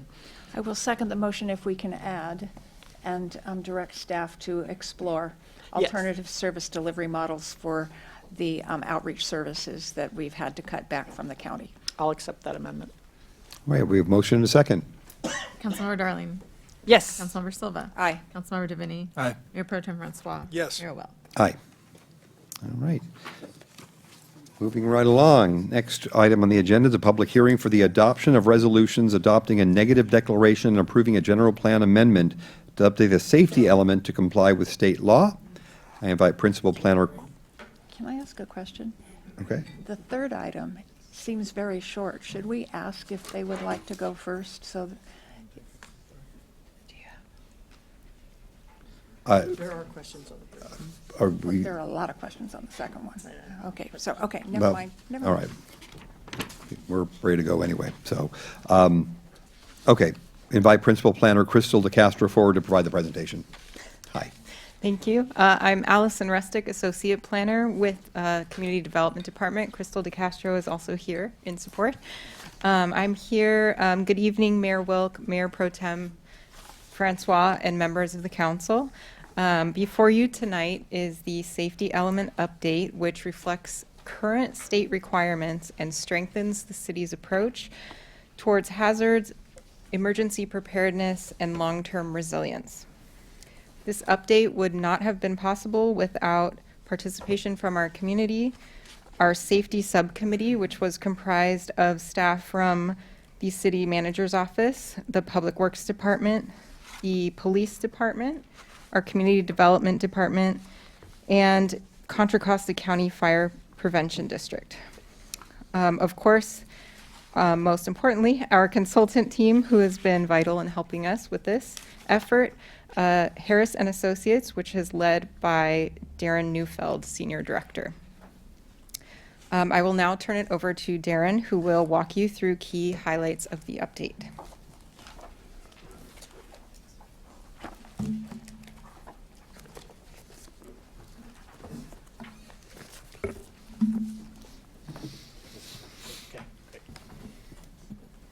Good evening, Mayor Wilk and council members. My name is Darren Neufeld. The item before you tonight is an update to the general plan safety element. To start, I'll provide a brief overview of the general plan and the role of the safety element. The general plan is a state-mandated, long-term policy framework that guides the future of development of the city. The safety element is one of the required elements of the general plan. It addresses risks from natural and human-caused hazards, including wildfires, floods, droughts, earthquakes, and climate change. Its purpose is to integrate safety considerations into land use and transportation planning to reduce risks to life, property, and the local economy. This is achieved through goals, policies, and actions that help the city prepare for hazards, respond effectively during emergencies, and reduce long-term vulnerability. With that, I'll walk through why an update to the safety element is needed. The city's current safety element was last adopted in 2006 with the adoption of the 2025 general plan. Since then, several key updates and regulatory changes have occurred that have triggered the need for an update. The housing element was adopted and certified in 2023. State law requires that the safety element be reviewed and updated concurrently with the housing element. The city adopted its Local Hazard Mitigation Plan, or LHMP, in 2025, which outlines strategies for hazard preparedness and response following state and FEMA requirements. Recent legislation has expanded the safety element requirements to address specific hazards such as wildfire and flooding, incorporate climate adaptation strategies, and evaluate evacuation routes for capacity and reliability. Together, these changes require the safety element to be updated to remain consistent with current data, evolving conditions, and state law. The city initiated the safety element update in 2022 alongside the housing element update. The process included data collection and hazard identification, community outreach, technical analysis, such as the vulnerability and evacuation assessments, and the development of updated goals, policies, and implementation actions. During this time, Contra Costa County was updating its LHMP, and the state was revising their fire hazard severity zone maps. Because both were critical to the safety element update, the process was temporarily paused until those efforts were completed. The safety element update has since resumed and incorporates both of these updated resources along with new state requirements. A key part of this process was community outreach, which helped inform the update. Outreach included 2 public workshops and an online survey. Participants identified top concerns as climate change, drought, extreme heat, and wildfire risk. Many shared experiences with poor air quality from wildfires and emphasized the importance of vegetation management, like removing dead trees to reduce fire spread. Most respondents also reported experiencing power outages during extreme weather events, and relatively few felt prepared for emergencies, highlighting the need for improved public education and evacuation planning. This feedback informed the priorities of the safety element update. In addition to community input, the update was guided by a cross-departmental team of partner agencies. A cross-departmental team, also known as the Safety Subcommittee, with support from partner agencies and the consultant team, provided technical guidance throughout the process. The subcommittee ensured alignment with the city's vision and existing policies, including the Sustainability Action Plan and the LHMP. They conducted a thorough review of draft and final documents to ensure consistency with city policies, state laws, and community concerns. By combining technical guidance with community input, the safety element is both data-driven and reflective of resident priorities. Building on that input and coordination, I will now summarize the key updates in the draft safety element. The draft safety element update builds on the city's existing safety element and continues to address core hazards like seismic activity, flooding, hazardous materials, fire, and public safety. The most significant updates focus on 2 areas: emergency planning and preparedness, and climate adaptation and resilience. There are new goals to increase community preparedness and reduce climate-related vulnerability, and strengthened evacuation planning policies based on route analysis. There is a new section addressing climate change impacts, especially on vulnerable populations. There are policies to prepare for hazards like extreme heat, heavy precipitation, and drought. And additional updates include stronger wildfire and vegetation management policies and expanded public education and outreach for residences and businesses. The safety element update also supports implementation of Assembly Bill 2140, which allows jurisdictions incorporating federally approved LHMPs into the safety element to qualify for additional state cost-sharing funding for eligible disaster recovery projects subject to legislative approval. An initial study was prepared in accordance with the California Environmental Quality Act. The analysis determined that the update would not result in significant environmental impacts, and a negative declaration was prepared. The initial study, negative declaration, and draft safety element update were circulated for public review from February 9th through March 11th. During the period, the city received 5 comment letters, none of which required substantial revisions. One comment letter from the California Geological Survey recommended expanding discussion of landslide risks and updating the fault zone maps as new data becomes available. The state is currently updating their maps with revisions expected in May and November, which will be incorporated into the safety element once released. These informational updates will not affect the goals, policies, or actions of the safety element update. On March 26, the Planning Commission reviewed and considered the item. Planning Commission considered and recommended council adopt the negative declaration and safety element update to the general plan. This concludes our presentation, and we are available for questions. Thank you. Appreciate the update there. Let's, any questions? Councilmember Silva, you have questions? I have a few, thank you. And I submitted many of my questions in writing, so, and they were answered, a lot of them in the errata sheets that we received. Okay. But let's go back to the beginning. So in 2005, or 2006, we adopted General Plan 2025, and Chapter 6 at that time was the safety and noise element. So now we've removed the old safety sections. Is Chapter 6 going to remain as just noise element? That is correct. Yeah. And then where does this one go? And I know we're starting the general plan process, but I feel like I'm a little bit in no man's land. What do we do with this document and all the other documents that are now attached to it, the LMPH, and et cetera? Similar to our housing element, it'll be a standalone element, so it will still be a portion of the general plan. It just won't be numbered as a chapter as the other chapters are in the 2006 version. Okay, so then as we go through into the new general plan, will it come back into the new general plan then? Correct. In 2 to 4 to 5 years, Yes, depending on how correct. long it takes us to get that done? Correct.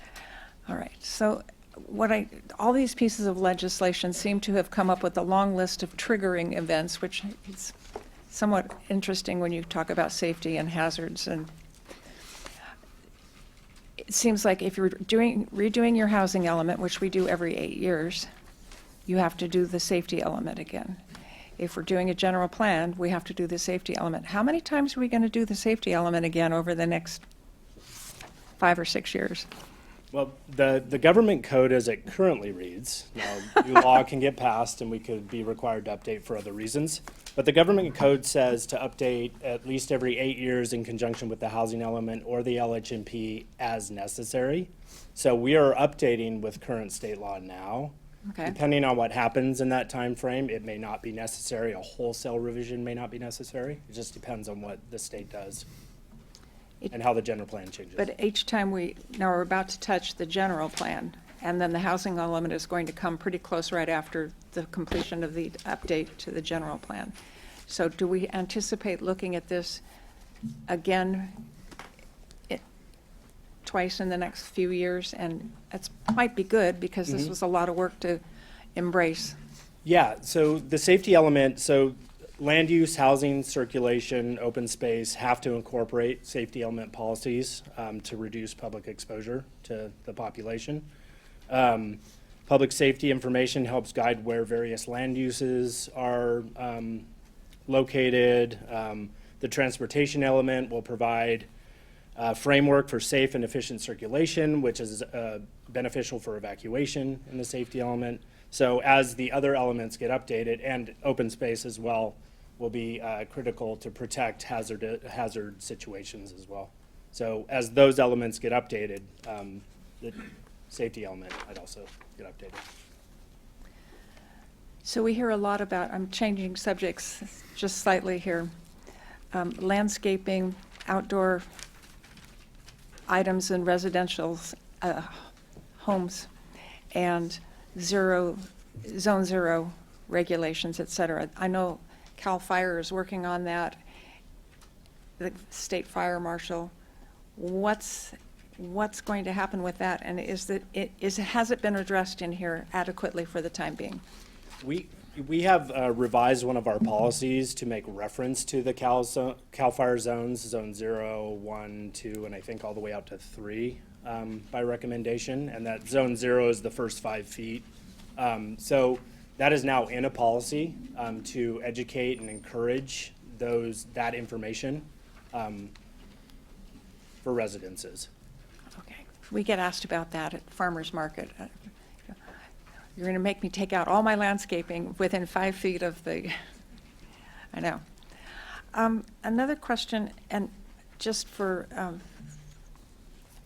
reminder to my council colleagues, I am a governor appointee to the California Seismic Safety Commission. And one of the things CAL FIRE, which we're part of Cal OAS, talk about now a lot is fire following earthquake. The worst case scenario is an earthquake occurs, and not only does it damage your home, but it damages the water lines, it causes gas lines to break, fires to start, and then if water lines break, the supply of water available to fight the fire is now diminished. It's multi-hazards. Have we addressed that in here, or are we, so that we can become more aware of it? It seems like the safety chapter seems to have individual seismic, fire, landslides, and it's like, no, what if they all happen at once? Yeah, which is part of why the government code asks us to look at water pressure and things like that, so that as a baseline, we're already set up with the right pressure to begin with, because to your point, all that drops during an emergency, or can drop during an emergency. So we have updated the element to specifically point out that earthquakes can be a major cause of fires afterwards. And then the evacuation route analysis just looks at fires in general, but which could be caused by a whole host of things, including earthquakes or down power lines. Okay, thank you. My last question is really about the evacuation routes. A whole chapter on it was really fascinating. Ooh, how do you go from here to here? What is the intent of having the analysis? It's not really, I would assume it's not really to tell people what to do exactly and where to go. And Yeah. I live on one of those streets that has only one way in and out, and it's over a bridge with water under it. So what is the intent? What is this document supposed to tell us to do, or the public to do? So the main intent behind the evacuation route analysis, which is required through a few different state laws, that we're supposed to look at under a host of scenarios, and so there could be an infinite number of scenarios.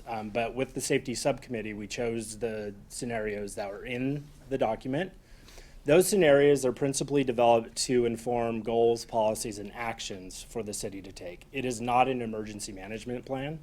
It won't be picked up by somebody if there's an emergency. It's really just to inform and guide development of the goals, policies, and objectives for the future. So then does it dovetail into the general plan process related to the circulation element? Yes, it Okay. does, yes. Great, thank you. Yeah, and we did and basically how it does it is we look at the capacity of roadways, and those are roadways you want to get to, the greatest capacity, so, yeah. Thank you. Just a couple quick questions. On the Zone 0 and the right now it sounds that we are encouraging non-conforming development to update to contemporary fire standards. And I know that that could get replaced by what the state fire marshal does. One of the things that is frequently very confusing to people that come up to me at the farmer's market is that your home insurance doesn't care what this plan says. Your home insurance wants what it wants, correct? Note, everybody at home, they're shaking their heads. So people that I know that have had the most draconian things happen, it's usually in response to their homeowner's insurance, not to a city inspector. And that's just the way that is. And then on the evacuation routes, I know that the sensitivity of when you call for evacuation was a question in some of the recent fires, particularly in Paradise and some of the areas up there. Were those learnings incorporated into the work that you guys did on when you call for an evacuation? How soon do you call if it's in a congested area? Yeah, so we did, through the safety subcommittee, we did work with Contra Costa Fire Protection District and police, whom are here. We do have Deputy Fire Chief McAllister and Captain Connors if we have further questions on lessons learned and things like that from previous wildfires. But I understand, yes. Yeah, and then I know we have a cabin in a high fire area, and watch duty has just blown all other reporting mechanisms out of the water as far as knowing what's going on in real time. Have we talked about integrating with the nonprofit Watch Duty app, or, you know? To my knowledge, it's not specific to which app, but the element does make it a point to incorporate communications improvements and things of that nature. Okay. The evacuation route analysis also has a section on lessons learned and tools to consider, which we list the known apps, or at least some of them, and programs, many of which fire is aware of and investigating and already uses. And I'd also just quickly add that we wanted to keep it also a little bit general because it may change over years. Stuff is the different changing apps. fastly on this stuff, yes. Those were my questions. Thank you, guys. Okay, thank you. Doesn't look like we have any further questions, so let's close the questions for right now. We'll open it up to the public. And is there anybody from the public that would like to make any comments here? Please complete a speaker card and come on up. You'll have 2 minutes. And there isn't anybody. So you did a great job. There's no more comments on that. All right, we'll close the public comment portion, bring it back to council for either further comments or a motion. Going once? First of all, I want to start by thanking staff and the community for being involved, and all of the various agencies that came together to work on these. They are, when you read this, you get, I found myself getting emotional with worry. If we don't plan, we can't be prepared to respond to these things. So planning is a good thing to do. Plan ahead. But it's also mindful that we all have to take individual responsibility for these things. It is not, local government cannot protect. They don't have a bubble that they can put around everybody and then nothing will happen. Instead, we have to be working together as a community. So thank you for the work. Thank you for helping to prepare the plan. And I'm happy to make the motion to adopt the resolutions, adopting a negative declaration and approving a general plan amendment to update the safety element to comply with state law, including the amendments that were provided tonight at the dais. I'll second. We have a motion and a second. Councilmember Silva? Aye. Mayor Wilk? Aye. Councilmember Darling? Aye. Councilmember Devaney? Aye. Mayor Pro Tem Francois? Aye. All right. I think we have a fairly short, thank you very much. We probably have a pretty short item, but if people need me to stop for a break. Okay, let's take a 5-minute break. We will resume at 8 o'clock.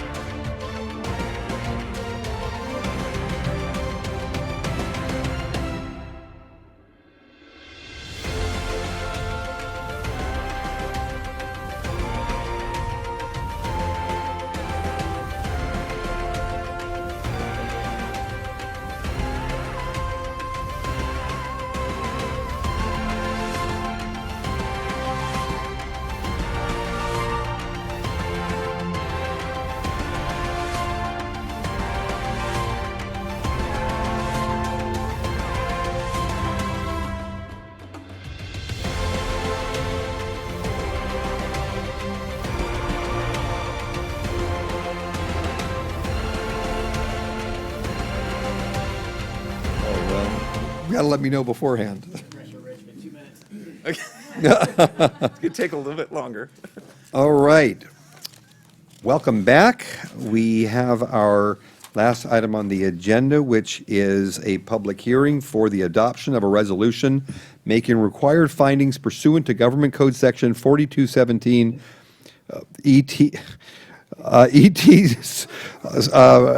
SEQ approving sole source energy services contracts and authorizing the city manager to execute such contracts with Eco-Green Solutions for energy efficient lighting improvements for city-owned facilities and authorizing Associated Pacific Gas and Electric, or PG&E, on-bill loan financing, and inviting Director Rich Payne from Public Works forward to provide their presentation. Yes, thank you, Mayor.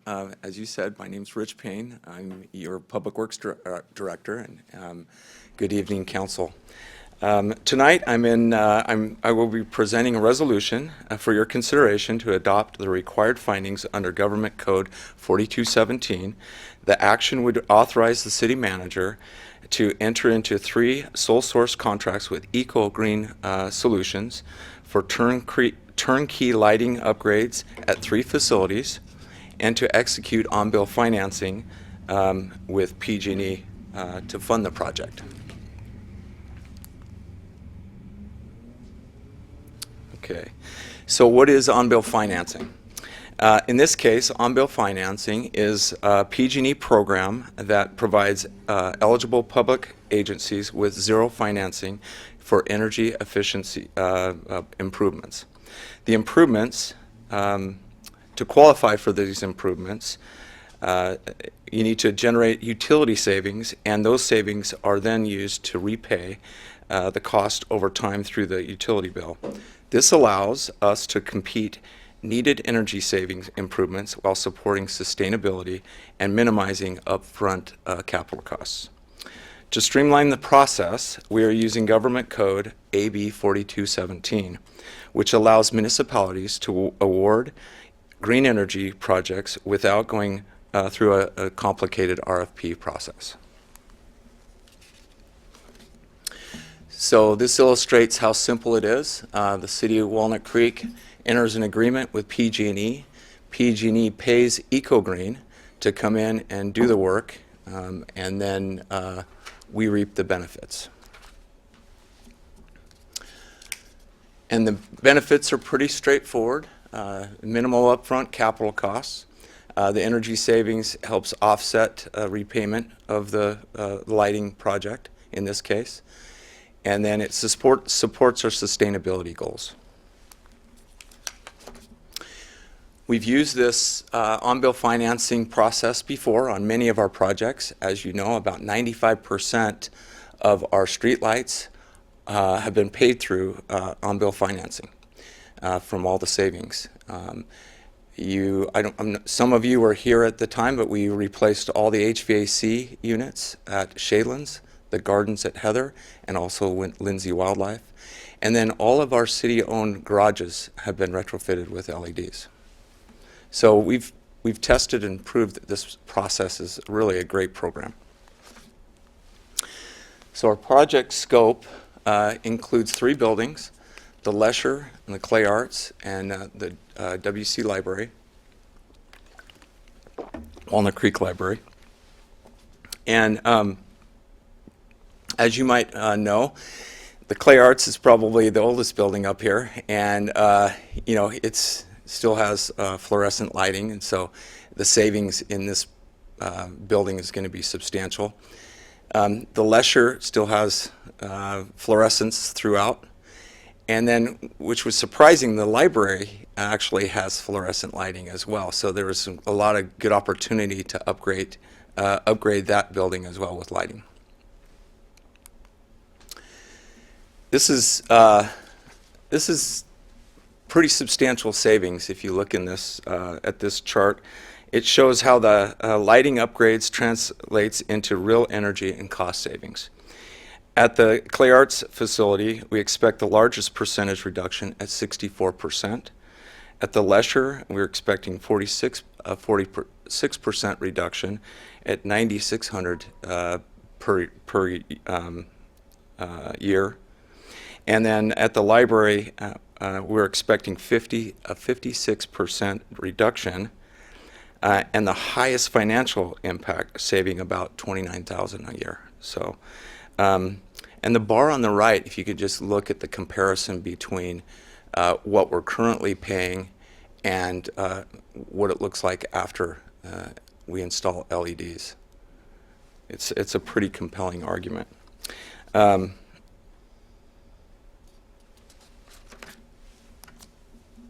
next slide shows overall we're looking at the project cost of about $404,000. We included a contingency of $40,000. As of right now, we don't know what we don't know, and as we get into these projects, we might run into the need for an electrical upgrade or run into some hazardous material that might require additional work. We're hoping that that doesn't happen, and as we go through this, we're hoping that we don't use any of that contingency and the project goes smoothly. But the estimated annual savings, as you can see, is $41,500, which is substantial. And over 10 years, which is really the duration of the on-bill financing, we're looking at $415,000. And this last number here is the estimated energy savings of about 1.2 million kilowatt hours of power in terms of the reductions. So tonight, I'm proposing at this time and requesting City Council to approve and adopt the resolution approving to sole source energy service contracts and authorize the city manager to execute such contracts with Eco Green Solutions Incorporated for energy efficient improvements for city-owned facilities and authorize associated PG&E on-bill financing. At this time, I'll take questions. Thank you, Rich. Yes, Councilmember Darling. Thank you, Rich. This is great. I was looking at, there was a graph showing electrical use in the United States and what went to each one. And lighting used to be way up there, and now it's way down there. So this is a great project. I was curious, you have estimates of cost savings. What are the assumptions about future rates and rate, we all assume rates are going up, but what were the assumptions about the?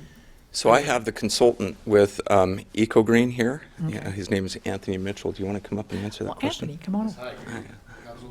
Come up here. Yes, we can. Hi there. My name is Anthony Mitchell. I am the managing director of Eco Green Solutions. The question you asked is really a kind of a crystal ball question, right? Mm-hmm. But I can tell you that we do hear rumblings of requests from the Public Utility Commission and the utility specifically asking the PUC, hey, I want to increase dollars and cents and rates. What we were told is that they've already drafted a proposal to increase your rates by 14% over the next 12 months. We've also been told through, because we also have a renewable side, which we do work hand in hand with MCE. MCE also did get involved in these projects to figure out what they could do, and PG&E basically was the best deal that they could get you guys, right? That was going to be my next question. So. Yeah. So what we have been told, though, is by the end of 2030, going into 2031, double what you guys are paying now. Mm-hmm. And that's coming from just all the incentives going away with the federal incentives in the solar and the battery space. After that, the last really big incentive is programs such as this, which is still basically brick and mortar through the utility commission and through the utility directly. And then there are some rumblings that hydrogen might be around to about 2035, right? And so we're just trying to use those dollars while they're there for you guys. So in coming up with the cost estimates, you use the current MCE rates, because we're on MCE Deep Green, I believe, in the city, and you use that and projected it forward. If the rates change, if the rate change is not as quick and the savings are not as dramatic, what happens? Can we extend out the financing, or is it limited? So they're giving you guys a 10-year program.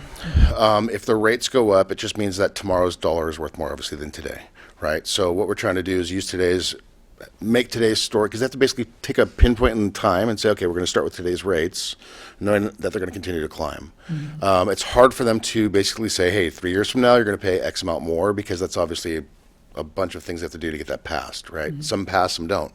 They actually were trying to do one last year that didn't get passed, right? So as it continues to go up, it just means that, well, one, They give you conservative hours. They only let us use about 40 to 50% of the actual runtime, right? So the other hours that you were using, that goes back to the city, that you guys get the savings directly. The utility doesn't say, hey, you saved more energy, you owe me one, right?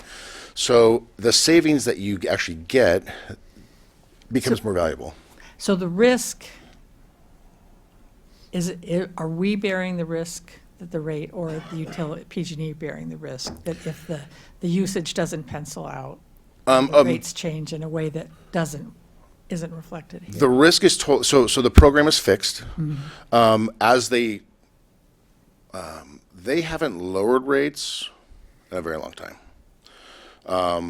As the risk is basically on PG&E to make sure that the PUC is approving the paperwork. That's why they're ultra conservative, because what they don't want to have happen is your bills to increase. So the intention is to have it bill neutral, to where the savings pays for it. And in that, they don't allow us to claim all the hours. They actually buffer the hours. For instance, if the lights are on all night long, they only let us claim a percentage of those hours to make sure they're not pushing the bloody edge of the envelope, right? So they're ultra conservative on the hours that they let us use. And then the bill is an average over the last 12 months usage as far as the consumption and the rates that you've been paying. And then from there, they say, okay, we're going to basically take this point in time and say, here's where we're going to make the contract calculations at. And then they know that it's not going to go down, it's going to basically increase from this time forward. So what they're looking at is the usage. As long as the usage stays the same, everything is bill neutral. If your usage goes up, all that additional usage and cost that you guys would accrue, you actually get all that savings. PG&E doesn't bill you back for that. So it's a flat, fixed amount they take every single month for the duration of the program. Okay, so if the rates don't increase, I guess Maybe another way of, I understand what your question is, a good question. What's generally our experience been with some of the other programs, with the 10-year programs and the on-bill financing? Have they been basically revenue neutral?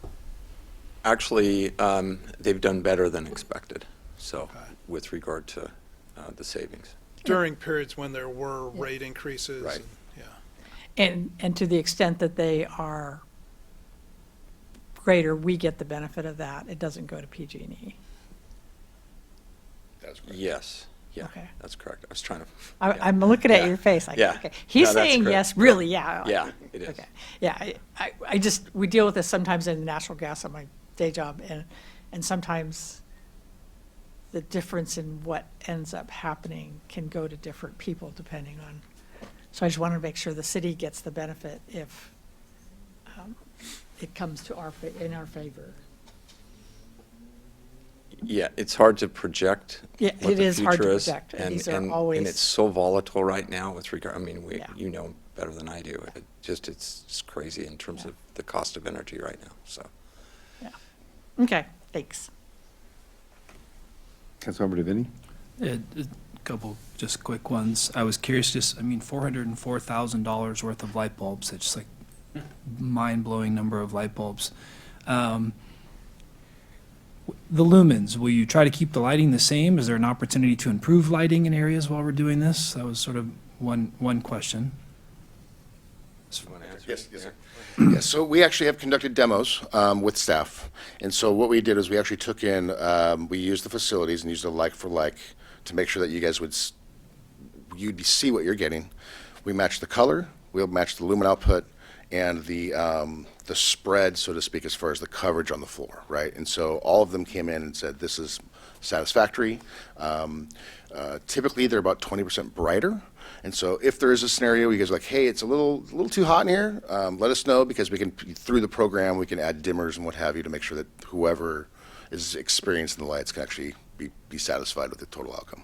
Okay. And then you mentioned some of the buildings being just like fluorescent bulbs that we're converting. And I understand there's a mercury issue associated with fluorescent bulbs. And so I was curious with that quantity of light bulbs, what your program is for handling that hazardous material. Yes, sir. Full turnkey recycling throughout the whole process. So the state passed a bill called AB 2208 in 2024. That bill basically made it to where you can no longer, if you're a supplier, buy the bulbs, and if you're a factory, you can no longer make the bulbs. And then as of January of 2025, they made it to where even if you have them, you're not legally allowed to install them, and if you're a contractor, you're not legally allowed to install them either. So we have seen bulbs go from $4 a lamp to over $45 a lamp, just for people that are just stuck having to replace them with a like-for-like solution. So this is like-for-like, same color output, same lumen output. Recycling is fully included to where even if you have lamps, I'll tell you guys right now, if you have any extras, please give them to us. We will take them off your hands and recycle them for you so you don't have to pay for it. It's part of the program. Thank you. Yes, sir. Yeah.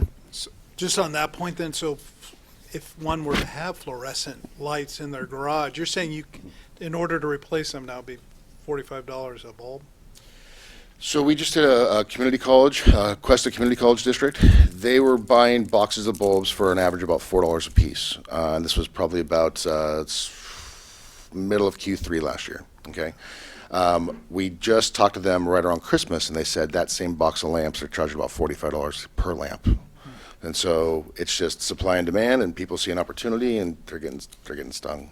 So this fixes that. So when they go out, replace them with LED or something that's Yeah. not fluorescent? Yes, sir. Yes. And then in terms of the projects themselves, exciting project, when will they be installed? So actually, that's another question for you. When you're going to go out there? We can actually get started in about 2 weeks. So depending upon when you guys are ready, the contracts that you guys have, we just need those signed to send it to PG&E. Once PG&E gets those contracts, they will issue what they call a notice to proceed. Once we get that notice to proceed, which takes about 48 hours from the time they receive the contract, they will cross-send that contract, which we will send back to your staff. And then we are ready to go as soon as you guys are. So it's just a matter of going through the formality of this process this evening, and we can get started probably within the next 2 weeks, plus or minus, maybe the week after next at the earliest, maybe the week after that at the latest. And how long to do the install? The Leisure Center, I'm going to say, will probably be a full day. That's it. So actually, that's the only one that's got a weird schedule because of the existing classes. So we're going to get in, get out before those classes start. The library, I'm going to say that's probably going to take about 7 full installation days. The Leisure Center will probably take 5 to 7 days, just depending upon nuances and difficulty of fixtures being opened and what have you. So I'd say probably 3 full weeks to do the whole portfolio. That's great. And Rich, these are not projects that are in our CIP or capital budget. We're doing them through this program instead. Correct. Okay. Thanks. All right. I don't think we have any public comments here, so we'll open it up for a minute if anybody runs in. But since I don't see any public comment, we'll close the public comment, bring it back to council. So I have to ask the city attorney a question. I think I was supposed to recuse myself because my husband's a retiree of PG&E, and some of our income comes from PG&E. Yeah, I would recommend that you not participate any further. Which is why I've been saying nothing. Okay.